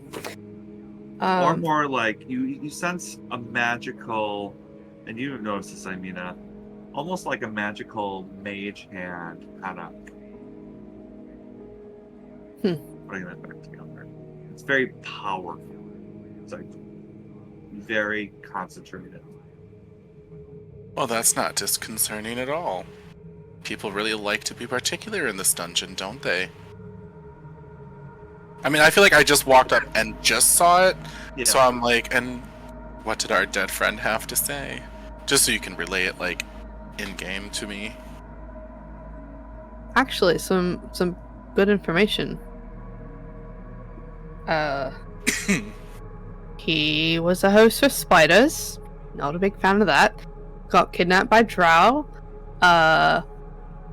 From the house of what was it, Mikhail? Ardvar? Yeah, Avrindar. Avrindar. I didn't get this. So it's like AU, so like Aubrey's. Vryn, V-R-Y-N, Dar, D-A-R. Avrindar. I may be butchering it too, but like Avrindar is the main house for the Drow. Got it. And her name was Trisva? Terissa. T''R-I-S-S-A. Got it. Do we know that name? I don't think That's so. not familiar. Okay. Yeah, I've only been a Drow for 3 years, so I can't imagine I'm very friendly with all of them except the Bragendareth.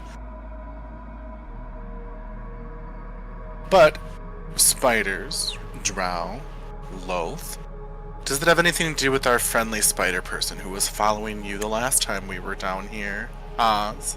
I wish I could answer that, but I have no fucking clue. Wow, so sassy, Oz. I don't like spiders.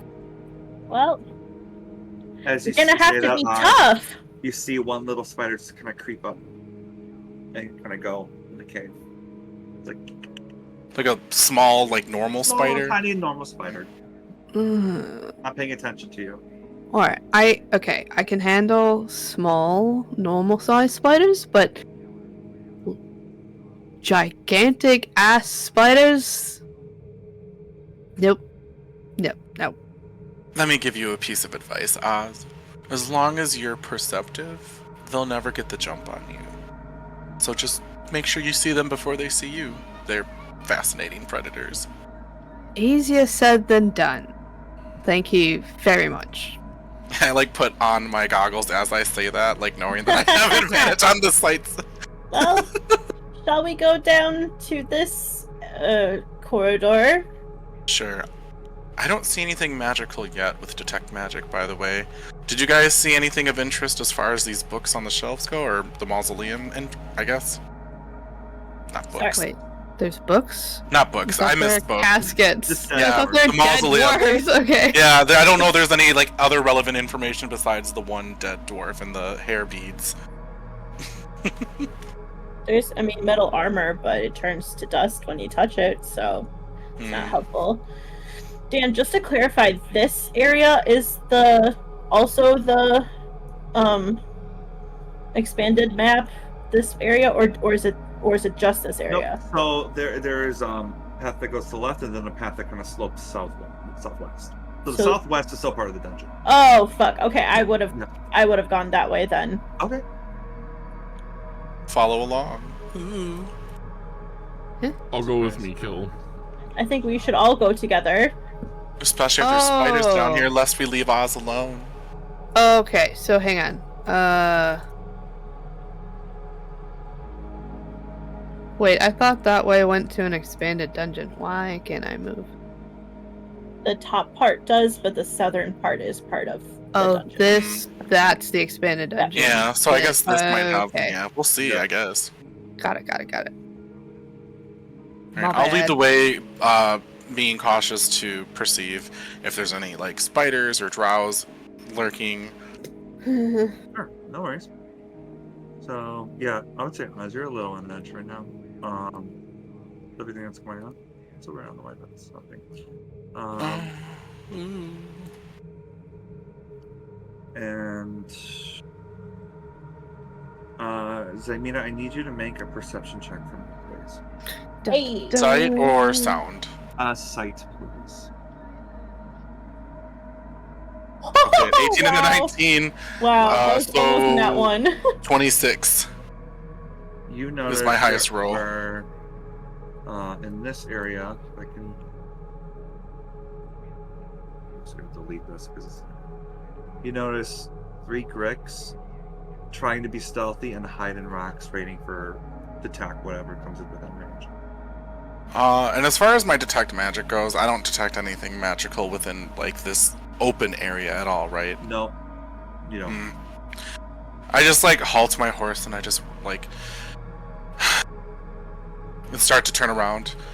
There's Gricks waiting over there. I'm tired of dealing with Gricks. It looks like at it was this just point a they're trap to boring. deal with Gricks, Yeah. So as far as I can tell, there's nothing of value nearby. So unless you want to fight the Gricks, for me, please. Yeah.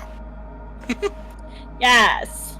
Right, I'm gonna turn around and motion to Craig to go back the way. Natural 20, I guess. You just rolled an 18, 19, and then 20. And a 20. That's fun. Next is a Now 1 he's then. gonna be rolling like crap for the rest of the night. Probably. Yeah. So the Gricks don't see you. They're still hiding there and just still waiting for prey to come. Whatever is their way. Yep. Good job. So, east or west, everybody? I'm guessing at this point it probably would have been 10 minutes, so I would say that my detect magic is down for now. Okay. And then I'll recast it if I need to. All right. So it goes here. So there's another cave that goes to the right, and a more structured hallway going south. You're now encountering spider webs. Oh no, Oz, be careful. So it looks like there's some web tunnels that are there. So spider webs drape across these tunnels, clinging to creatures. If like you actually get close to it, it clings to you a little bit. Also, when you notice, especially you, Zymina, when seeing these webs, they kind of have ghostly faces that are glimpsed in the webs. But it's actually random patterns, so you just kind of like do a double take, but kind of look ghostly at first. I can only assume these webs have claimed many lives. For mechanics' sake, web-covered areas count as difficult terrain, but they're not strong enough to restrain anyone. Well, especially our horses. Exactly. Yeah. But just let you know it is difficult terrain. Well, I can just make it easier for all of us, and I'll just cast Bonfire on the webs to kind of set them ablaze, and hope that it kind of has like a ripple effect to burn a majority of them, so it's not difficult terrain. Yeah, and you're good. Actually, you're able to burn. It says a character can use an action to burn a 5-foot cube of web with a torch or whatever, which clears all the webs in the spell's area. So every 5 feet that it's an area. It isn't a ripple effect, but okay, I can just continuously do it. I'm assuming. Okay. Yeah, that's fine. I was thinking of like video game logic. Like every time I play a video game with Spider, it was like throw a torch. So I was like, I'm gonna do that. Yes. So you do have more caves here, and then you have like a hallway down here as well that kind of hooks to the left. Yeah, I'm kind of on my guard as much as I can seeing the webs, because I mean, whether they were put there magically or if it was like large spiders that we have yet to encounter, I just don't want to I don't want to be surprised. So as I'm traveling, I'm just looking for creatures or other things that are hiding as best I can. I have activated I'm talking as Oz. Cal has activated the lantern of revealing thing. Sure. Okay. Nice. Right. And I guess I should have clarified, but I do have my zombie going first before me at all times. Okay. Surprised you didn't make another one. Are you trying to be stealthy in this, or are you just trying to like perceive what's out there? How are you approaching this? I mean, I'm being stealthy. I don't know that I can make the zombie be stealthy. It can follow my commands as best it can. Okay. Could you please roll stealth as a zombie? Yeah, let me pull up the stats. I'm pretty sure the negative is dexterity, isn't it? Let me look. Probably. Zombie. Yeah, it has a -2 to dex. Super fun. And no proficiency in stealth, so awesome. Let me just do that on roll then. Roll d20 plus or -2. Oh, he rolled a nat 1. He has a -1. That's so funny. You go, zombie. This is the history of my DMing experience. I also rolled a nat 1 on perception. So I'm giving it to the player. So you actually succeed on a nat 1. Oh my god. Who would have thought? What the Zombie, right? Yeah. Zombie living. When does that happen? Oh my god. I've never had that happen. So I will say you see this thing here. And now let me hand that out to show the players. Please don't be a shambling mound. Oh, I don't know what that is. Quagga. Puppy. Yep. Okay, Wendigo. It's a cute baby. Puppy. Can I make, what would that be, a nature check? Actually, Animal handling? you can roll a nature check on it. Yeah, I was like, I guess that would be the best, but okay. I have a +4. I don't think I've ever used my nature stat.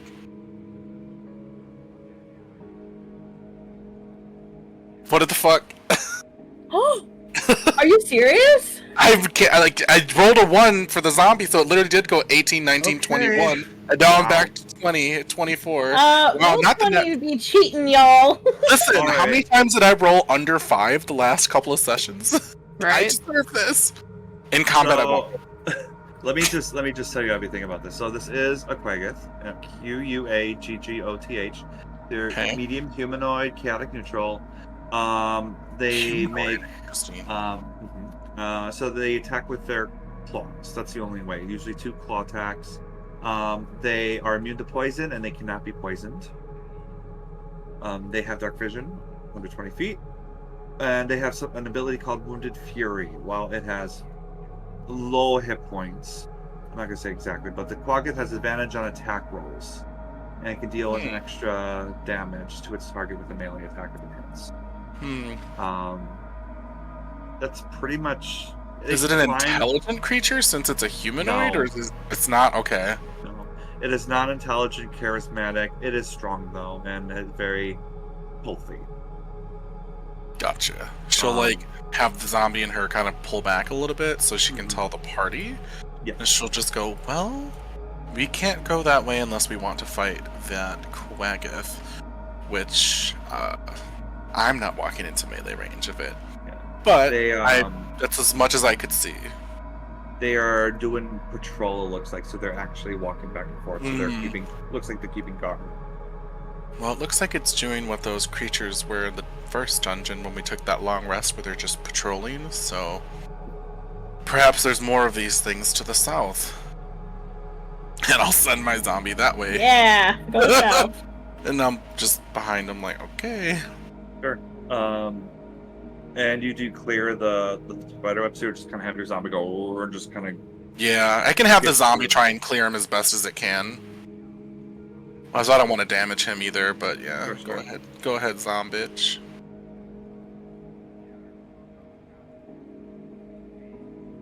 Alright. And I'm just mentioning it behind me. We can just go as far as we notice.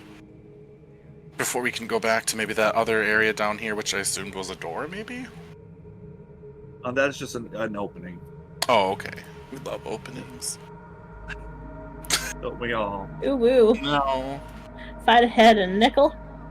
That's dirty. Wow. Yeah, seeing the mass concentration of webs in this area, like at least like seen here, then I would have my zombie be a little more stealthy as I'm trying to perceive if there's any spiders in here that we should be aware of. Roll a stealth check. D20 -2. Whoops, that's not what I wanted to do. Okay, 12 for the zombie. And then I'll roll my perception.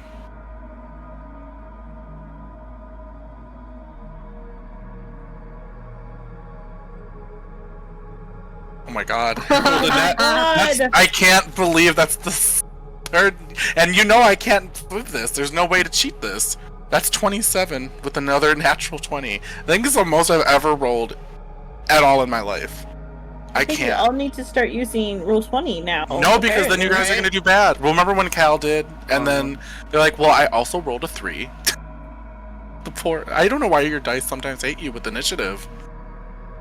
So, this is a very interesting thing as a DM, I will say this. With this. You got a nat 20.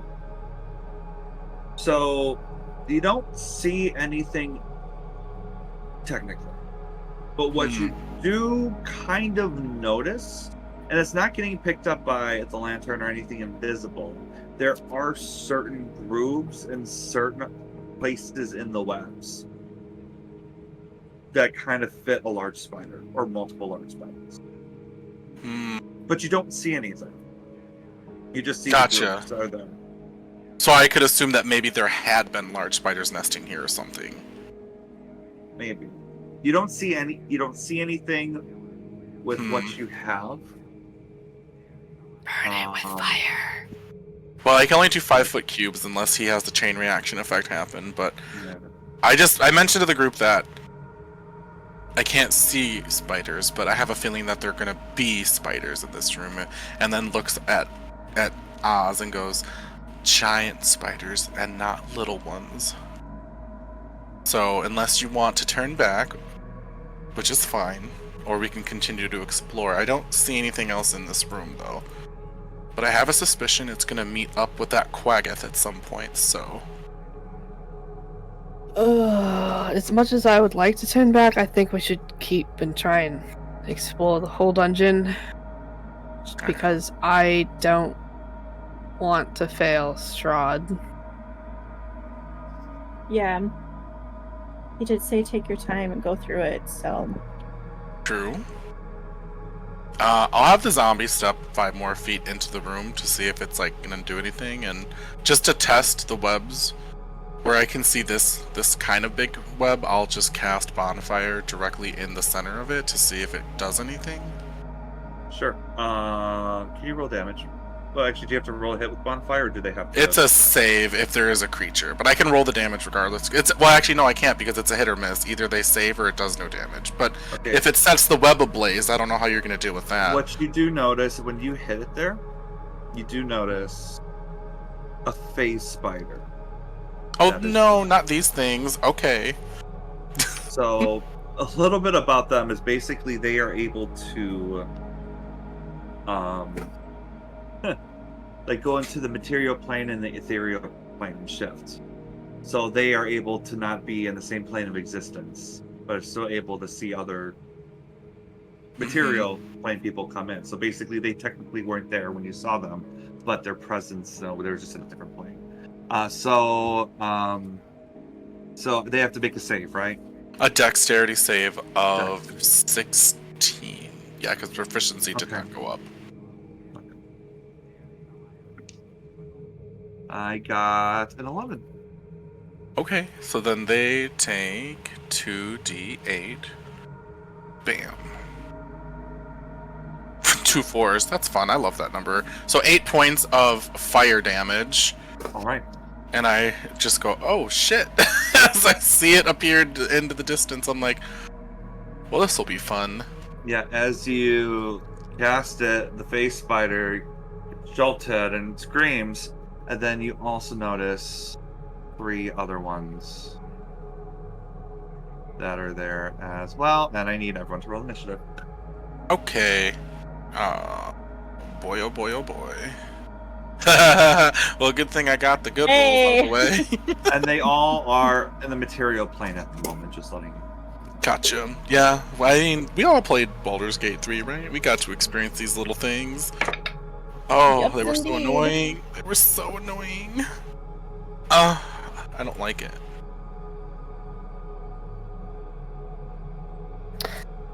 Like having flashbacks to playing Hogwarts Legacy. That too. They did the spiders real creepy in there. Right? I love that they had the arachnophobia switched though, so that it like it replaces spiders with something far less creepy. It was it was like what was it, food or something, I think? Something like that. I can't quite remember exactly, but it was funny. Let me see arachnophobia mode. Activated. Oh, they do like a really that's so funny. Let me see the image of it. Yeah, they're like a very dumbed down spider body with like spikes, but they have rollerblades as for legs. Craig, Or roller skates, not blades. So that's fun. Hey Craig, what is your dex bonus? +2. Okay, the spider is a +2 as well. Okay. Let's have a roll off. Let's see. Dun, Roll. dun, dun. Whoever gets the D20. high- Just a regular straight D20 Okay. roll. Whoever gets higher number. I got a 19. I got a 10. All right. Boo! Mike takes his turn at. Oh yeah, I see what you did there. Well, he takes his turn after mine, so I'll just. Yeah, do I think I just did on accident, but like That's okay. Mike is his own person. Wait, I didn't realize you even made his name Mike. I didn't see Yeah, something. yeah. Yeah, I said that at the beginning. Yeah. Oh Okay, wait, I think you might have been in the bathroom. I might have been. Sorry. All right. So, looking here. All right. Yeah. So everyone is in here.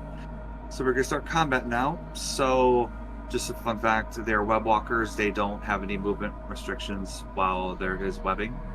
And again, any web area is difficult terrain.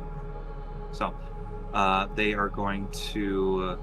This one is going to do 5, 10, 15, 20. 5, 10, 15, 20. 5, 10, 15, 20, 30. 5, 10, 15, 20, 25, 30. One of them's going to attack Mike. The bottom right one's going to try to attack Mike. Okay. With the bites. Yeah, it has an armor class of 8. Yeah, I rolled a natural 14 with that. Okay. That's okay. Just tell me the damage. I will, yeah. And just so you know, in case it's relevant, the zombie is immune to from poison damage and the poison to condition. Okay, perfect. So that is 8 points of piercing damage. Okay. And it doesn't take any poison damage, right? Yeah, it's immune to anything that's poison. Okay. So does it have to make a roll to get back up, or how does that work? Yeah, so he takes the damage, is about to fall over, and he has to do Undead Fortitude. So if damage reduces the zombie to 0, it must make a con saving throw with a DC of 5 plus the damage taken. So in this case, that's 12? No, 13. Unless it's radiant or critical hit. Yeah. All right, come on, Mike. What is your con? +3. Okay, you got this. Hey, 15. He's still at 1 hit point. Yay! All right, cool. The top right one's gonna try to attack Mike as well. By the way, as a bonus action, they are using their ethereal jaunt, so they're going back to the ethereal plane. Okay. As a bonus action. Oh, I'm sorry. Could the spider that was in this space, because when they start their turn within my bonfire still, Yeah, they have to make another save to. sure.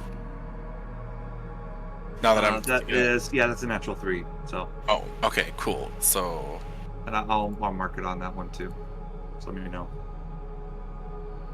6 points of fire damage to it. Okay. Sounds good. All right. All right. The top right one's gonna try to attack Mike. That is a natural 18. So Oh my god. 22 to hit. Just roll that now. Mike, no! Yeah, that's 9 points of piercing damage. Yeah, he's dead.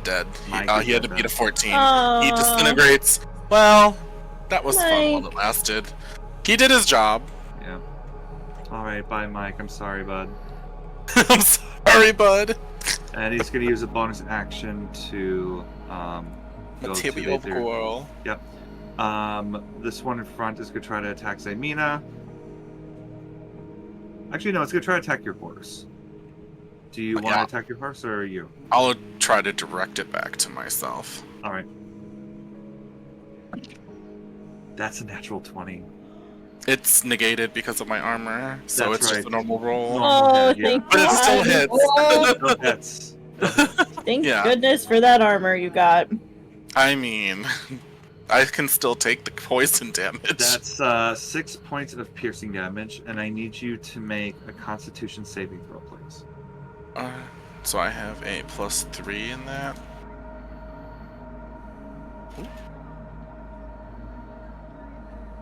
14? That saves. Okay, but you still, so you take half damage. Okay. So 8, 14, 16, 24 divided by 2 is 12. So you take 12 points of poison damage. I'm having flashbacks, Dan, to when we were in Alan's campaign and that centipede hit me for 13 physical damage and 60 poison damage. What the hell? It's going to use its bonus action to... There you go. Okay. And then the other one, it used all of its 30 feet movement.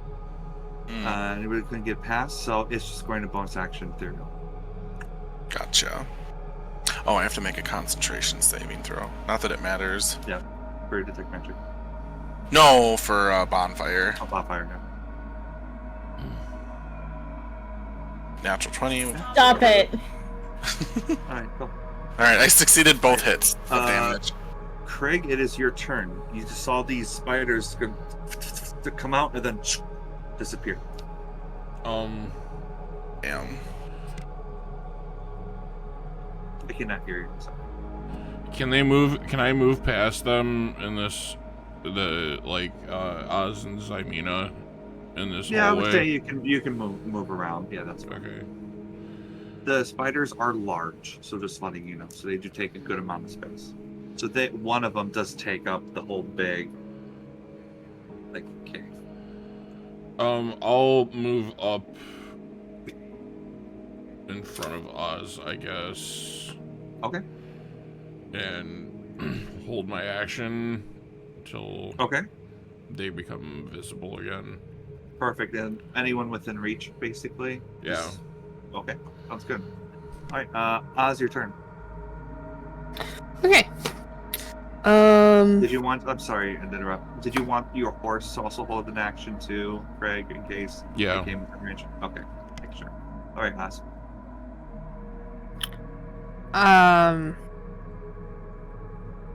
I am going to cast Glyph of Warding.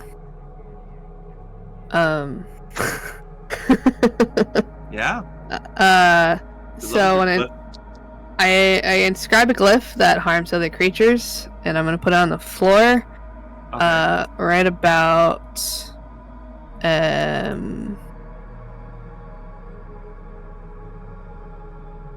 here-ish.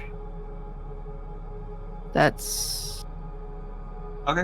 Not doing what I want it to. Circle. There we go. There we go. Okay. I am thinking that's about 20 feet. Are you doing an explosive room? Yes. Okay. Yeah, I would say that's about 20 feet. Okay. So that if any of the spiders reappear in there, then they'll trigger it and they will take damage. So it is touch, so you have to go into that area to cast it. Yeah. Okay, so you have to move. It's like you got to draw it on the ground. Yeah. Yeah, so you're gonna have to move your character to get there if you want to do that. Yeah. And then I will put it at about there-ish. Does it look about... Damn it. It's okay. I know what you mean. Don't worry about it. It's all good. There. Okay. Sounds good. I got you. Okay, so then you cast it. All right, and basically, just for the people watching, when triggered, the glyph erupts with magical energy in a 20-foot radius sphere and spreads around corners. Each creature in the area must make a dex save. Creature takes 5d8. Acid, cold, fire, lightning, or thunder damage on a failed save or throw, your choice, or half as much on a successful one. What type of damage do you want to cause? Let's do fire damage. All right. I think that's good for spiders. Sure. And triggers pretty much when anyone is like within range and moves. Yeah. Okay, cool. All right. Anything else on your turn? I don't think so. I think that takes up my action. So. If we go into the glyph, I'm sorry, I wasn't listening. I'm sorry. If we go into the glyph, I'll admit it. If we go into the glyph, do we get hurt? Yes. Okay. It's all creatures within the area. It's basically a bomb. It's the one we have on our back door. Yeah. Ah. Yeah. Hey. Yep. Cool. Now you're big enough to do it yourself. Yay. All right, Mikhail, it is your turn. I guess I'm just gonna scooch up behind Craig. I would hold my action. I would cast as long as if two spiders are within 5 feet of each other, I would cast acid splash on both of them. Can I do that for an action holding? Yeah, I would say that's fine. I'm just looking at the glyph of warding thing, but yeah, that's probably yeah. Okay, thanks. So I'll just hold that. Hang on. Maybe this will change your mind. I just realized that it's an hour casting time. I saw that too. Oh, okay. So well, if you want to hold your action or something, you can do that. Instead of doing that, I'll just do Spirit Guardians. Cool. So then, now they can move freely. Yeah, because I was looking at that. I'm like, okay, yeah, I didn't realize it took an hour. That's okay. And then you're holding Acid Splash, Kimarie, right? Yep. Okay, cool. All right. Zymina.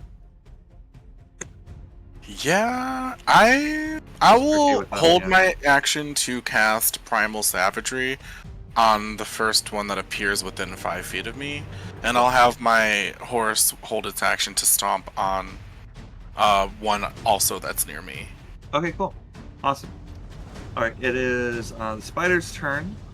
So let's see here, because they can climb as well, because it is a cave. So.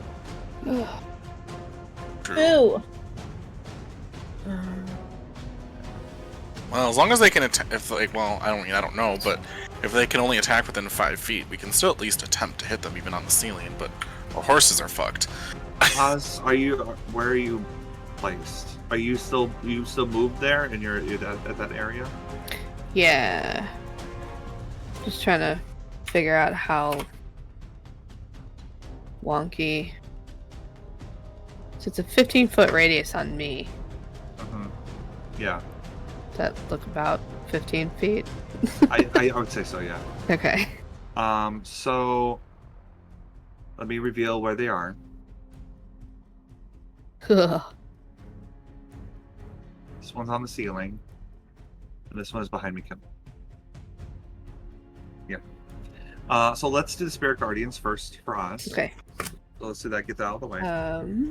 As it just gets back, and then your siblings are there ready to pounce on it. 3d8 necrotic damage. Because you guys still get your action first because you held your actions. Yes. These are very tricky things, and I was like making sure I knew what I was doing with these. Everybody's doing a great job. Yes. Pause all around. 19 points if they fail.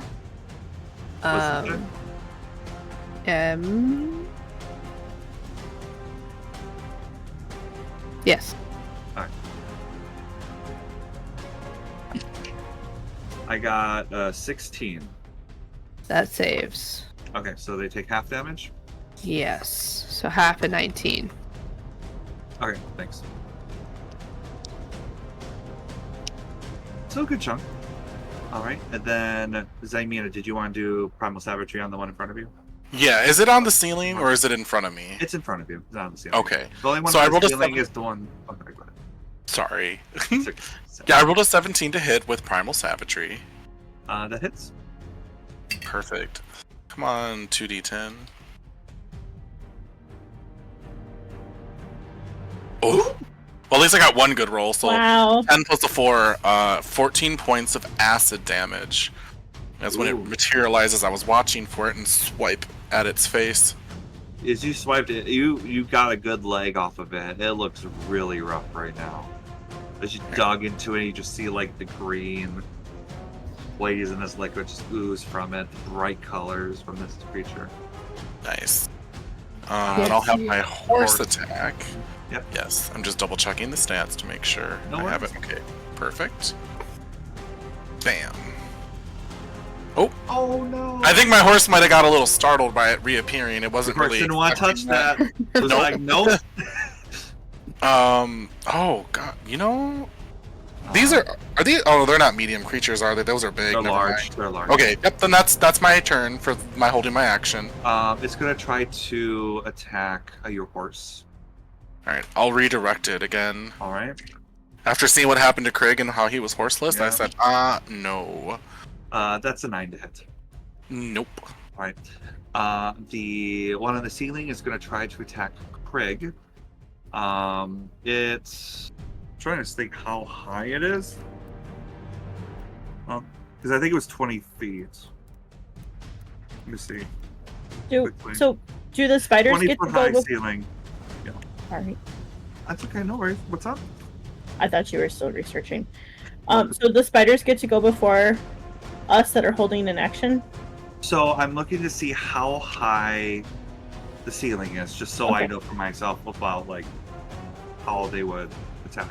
But you guys would get the first go. Yes. Oh. So this one is right now 20 feet high in the ceiling, so it can't really reach anyone yet.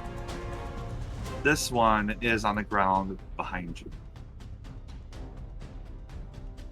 So you can hold, like, your action be kill. Did you want to hit the, which ones did you want to hit? I'll hit the one on the ceiling. Because they're not within 5 feet, so I'll hit the one on the ceiling. Go for it. Well, no, you. Oh, that's... yes. No, well, you. Dexterity. Got natural 20 on that. Fuck! Alright. Yep. I'm gonna cast Sanctuary on myself. It has... Yeah, you used it. Oh, no, sorry. It is a bonus action. Sorry. Never mind. That would have to be back on your turn. I got it now. No worries. I was like, it's fine. It's my normal turn. I will say, because what I meant to say, it would be on the walls. It wouldn't be on the ceiling. Sure. For this one, but it was just trying to navigate. So I would say it would try to attack Craig. With this, but it gives you, Craig. You can hit it though, because it's within your range. So you can hit the spider. Go. Because I was thinking ceiling, but then I'm like, it would trickle down to try to attack something, not just be a little one on them. 27 to hit. Yes, yeah, definitely. That hits. I have to change my filter like every 30 minutes. It's a really shame.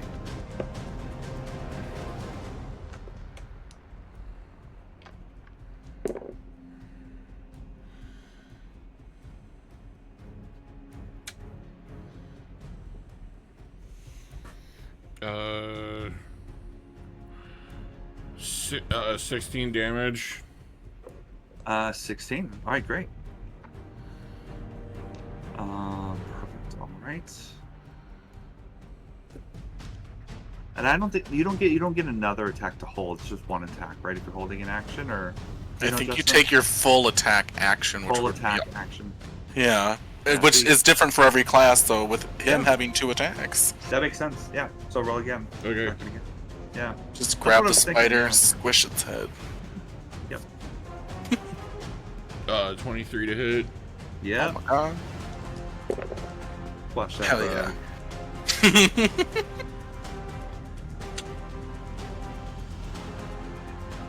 Why do you keep telling me to take a long? 23 damage. Nice. Kill it. Squash it. Dead. Awesome. Alright, it is now the spider's turn. For Mikhail. I think... Oh, it did try to attack Zymina, right? Mm-hmm. But I don't think it tried to attack Oz. It didn't attack you, right? No, so it has attacked once for... Let's go try to attack Oz. And the other one's... Actually, it's going to try to attack Oz's horse. Do you want to try to attack you? Yeah, that was a 6 hit. It does not hit. Mikhail, let's go try to attack your horse. I'll take it. Alright. That's a nat 1. Thank what these are going to do for... Actually, no, because he uses bonus action to shift back, so they're in the material plane right now. So, it is the end of their turn. Craig, it is your turn. Excuse me.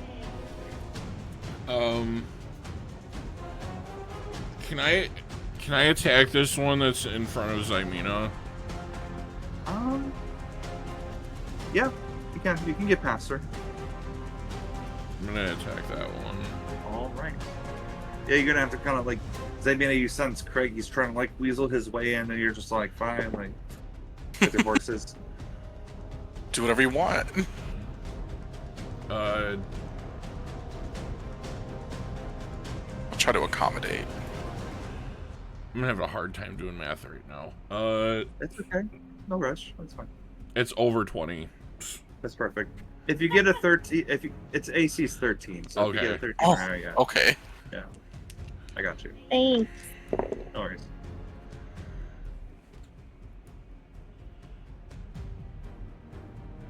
$15 damage. Dead. Job. And thank God for your armor, Zymina. That would have been bad. Yeah, that could have been. That doubles all of that damage. Oh my god. Am I in range? I'm just gonna move up a little closer behind okay, so did 5, and then 10, 15, okay. And you can still get the other spider if you want. Yeah, I'll attack it. Okay. Cool. Yeah, that was something I was gonna say, Dan, is we don't have lines on this section. Yeah, so we're like, we're gonna kind of guess. It's all good. 19 to hit. Hits.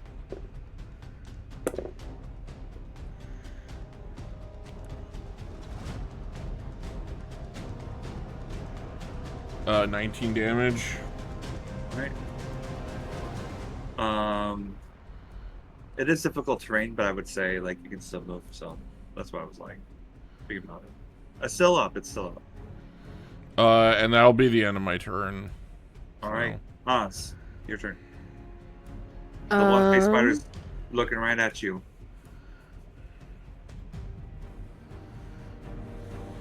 You see its huge, scary, disgusting legs in front of you and dripping the bright green poison as it's looking at you, wanting to eat you alive. Be brave, Oz. Yeah, I'm just gonna try and hit it with my hammer, because I have my hammer and shield out right now. Yep. So... Ha! That's a natural 1. No! Damn. Well, that was fun.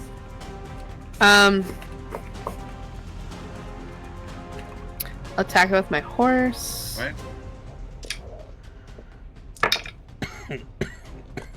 18 plus 6 to hit. Yep. 24 hits. 6.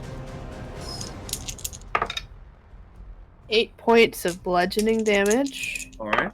Wait, nope. 2d6 plus 4, so that's 12 points bludgeoning damage. Alright. And 7 points cold damage. So 19 total. Sure. Cool. Looking really rough. Still up, but barely. Cool. And if your turn? Yes. Mikhail, your turn. Okay, I'm gonna cast poison spray. Damn, I think they're immune to poison, but whatever. Never know. Never know. I'll cast poison spray on the spider in front of me. All right. Needs a con save. Con save for the spider. Got a 20. Jesus. Not dirty 20, but yeah. I mean, not a regular 20, but yeah, I got 20. That's the end of my turn. No, I'll do my horse. Because I'm really close. Fuck my horse. Yay. I'll have you move just like a little bit more though, like 5 feet. Yeah, sure. But I'll do that. I got 3. Okay, thanks. Go. Every step counts. 17 hits. Yeah.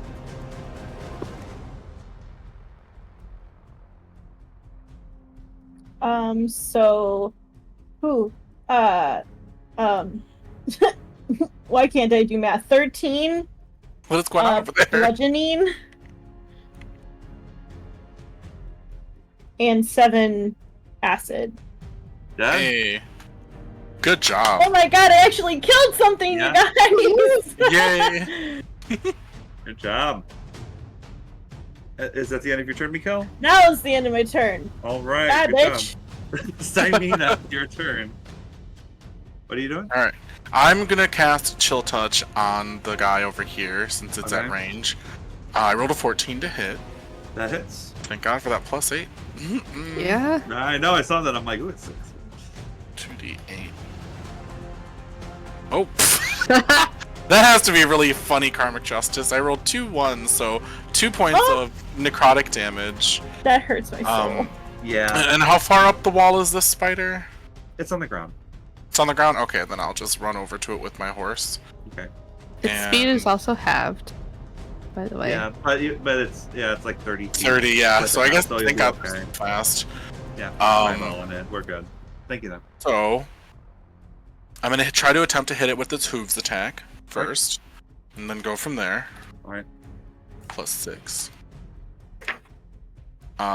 24. Look at that number popping up too. All right. So 2d6. Okay.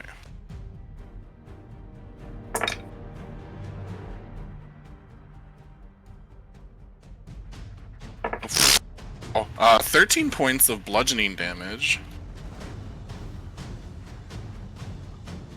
And 3 points of necrotic damage. Yeah, I was right. How do you want to finish it off? Did the necrotic damage matter? It did. It was not resistant to anything. Well, I just meant like if that's the damage that finished it off, then I would just it had like 2 to hit points left. But... like have the hooves smash down, breaking the legs so it falls forward as if it's bowing towards my horse, and just have that necrotic energy do a wave over the rest of its body as it shrivels up and dies in front of me. Nice. Yeah. As you do that, you get the legs, or your horse gets the legs, and then just becomes a torso, and then as the necrotic energy just kind of wafts slowly and gracefully, slightly like a nice blanket covering it. You just see it shrivel, and then it goes on its back and shriveling until just like a dry rose, like becoming so dry and shriveled up and turning into that medium creature. It is dead now. You guys kind of celebrate, and then you hear screaming coming from the north. Help! Can anyone hear me? Help! Help! Please! And we're gonna roll out today's episode with that. Damn. Yay! Yeah. Sounds like that goblin's problem, not ours. I'm glad you know my voices now. That's definitely a goblin. Yeah. See you later, Greco. Yeah. All right. Thank you guys so much for watching. Hope you had a good time. Please, if you like our stuff, feel free to tell your friends about us. We just do this for fun, but we always like more people watching us. So please. And remember, this is Roll Or. Roleplay. Bye, guys. Peace out.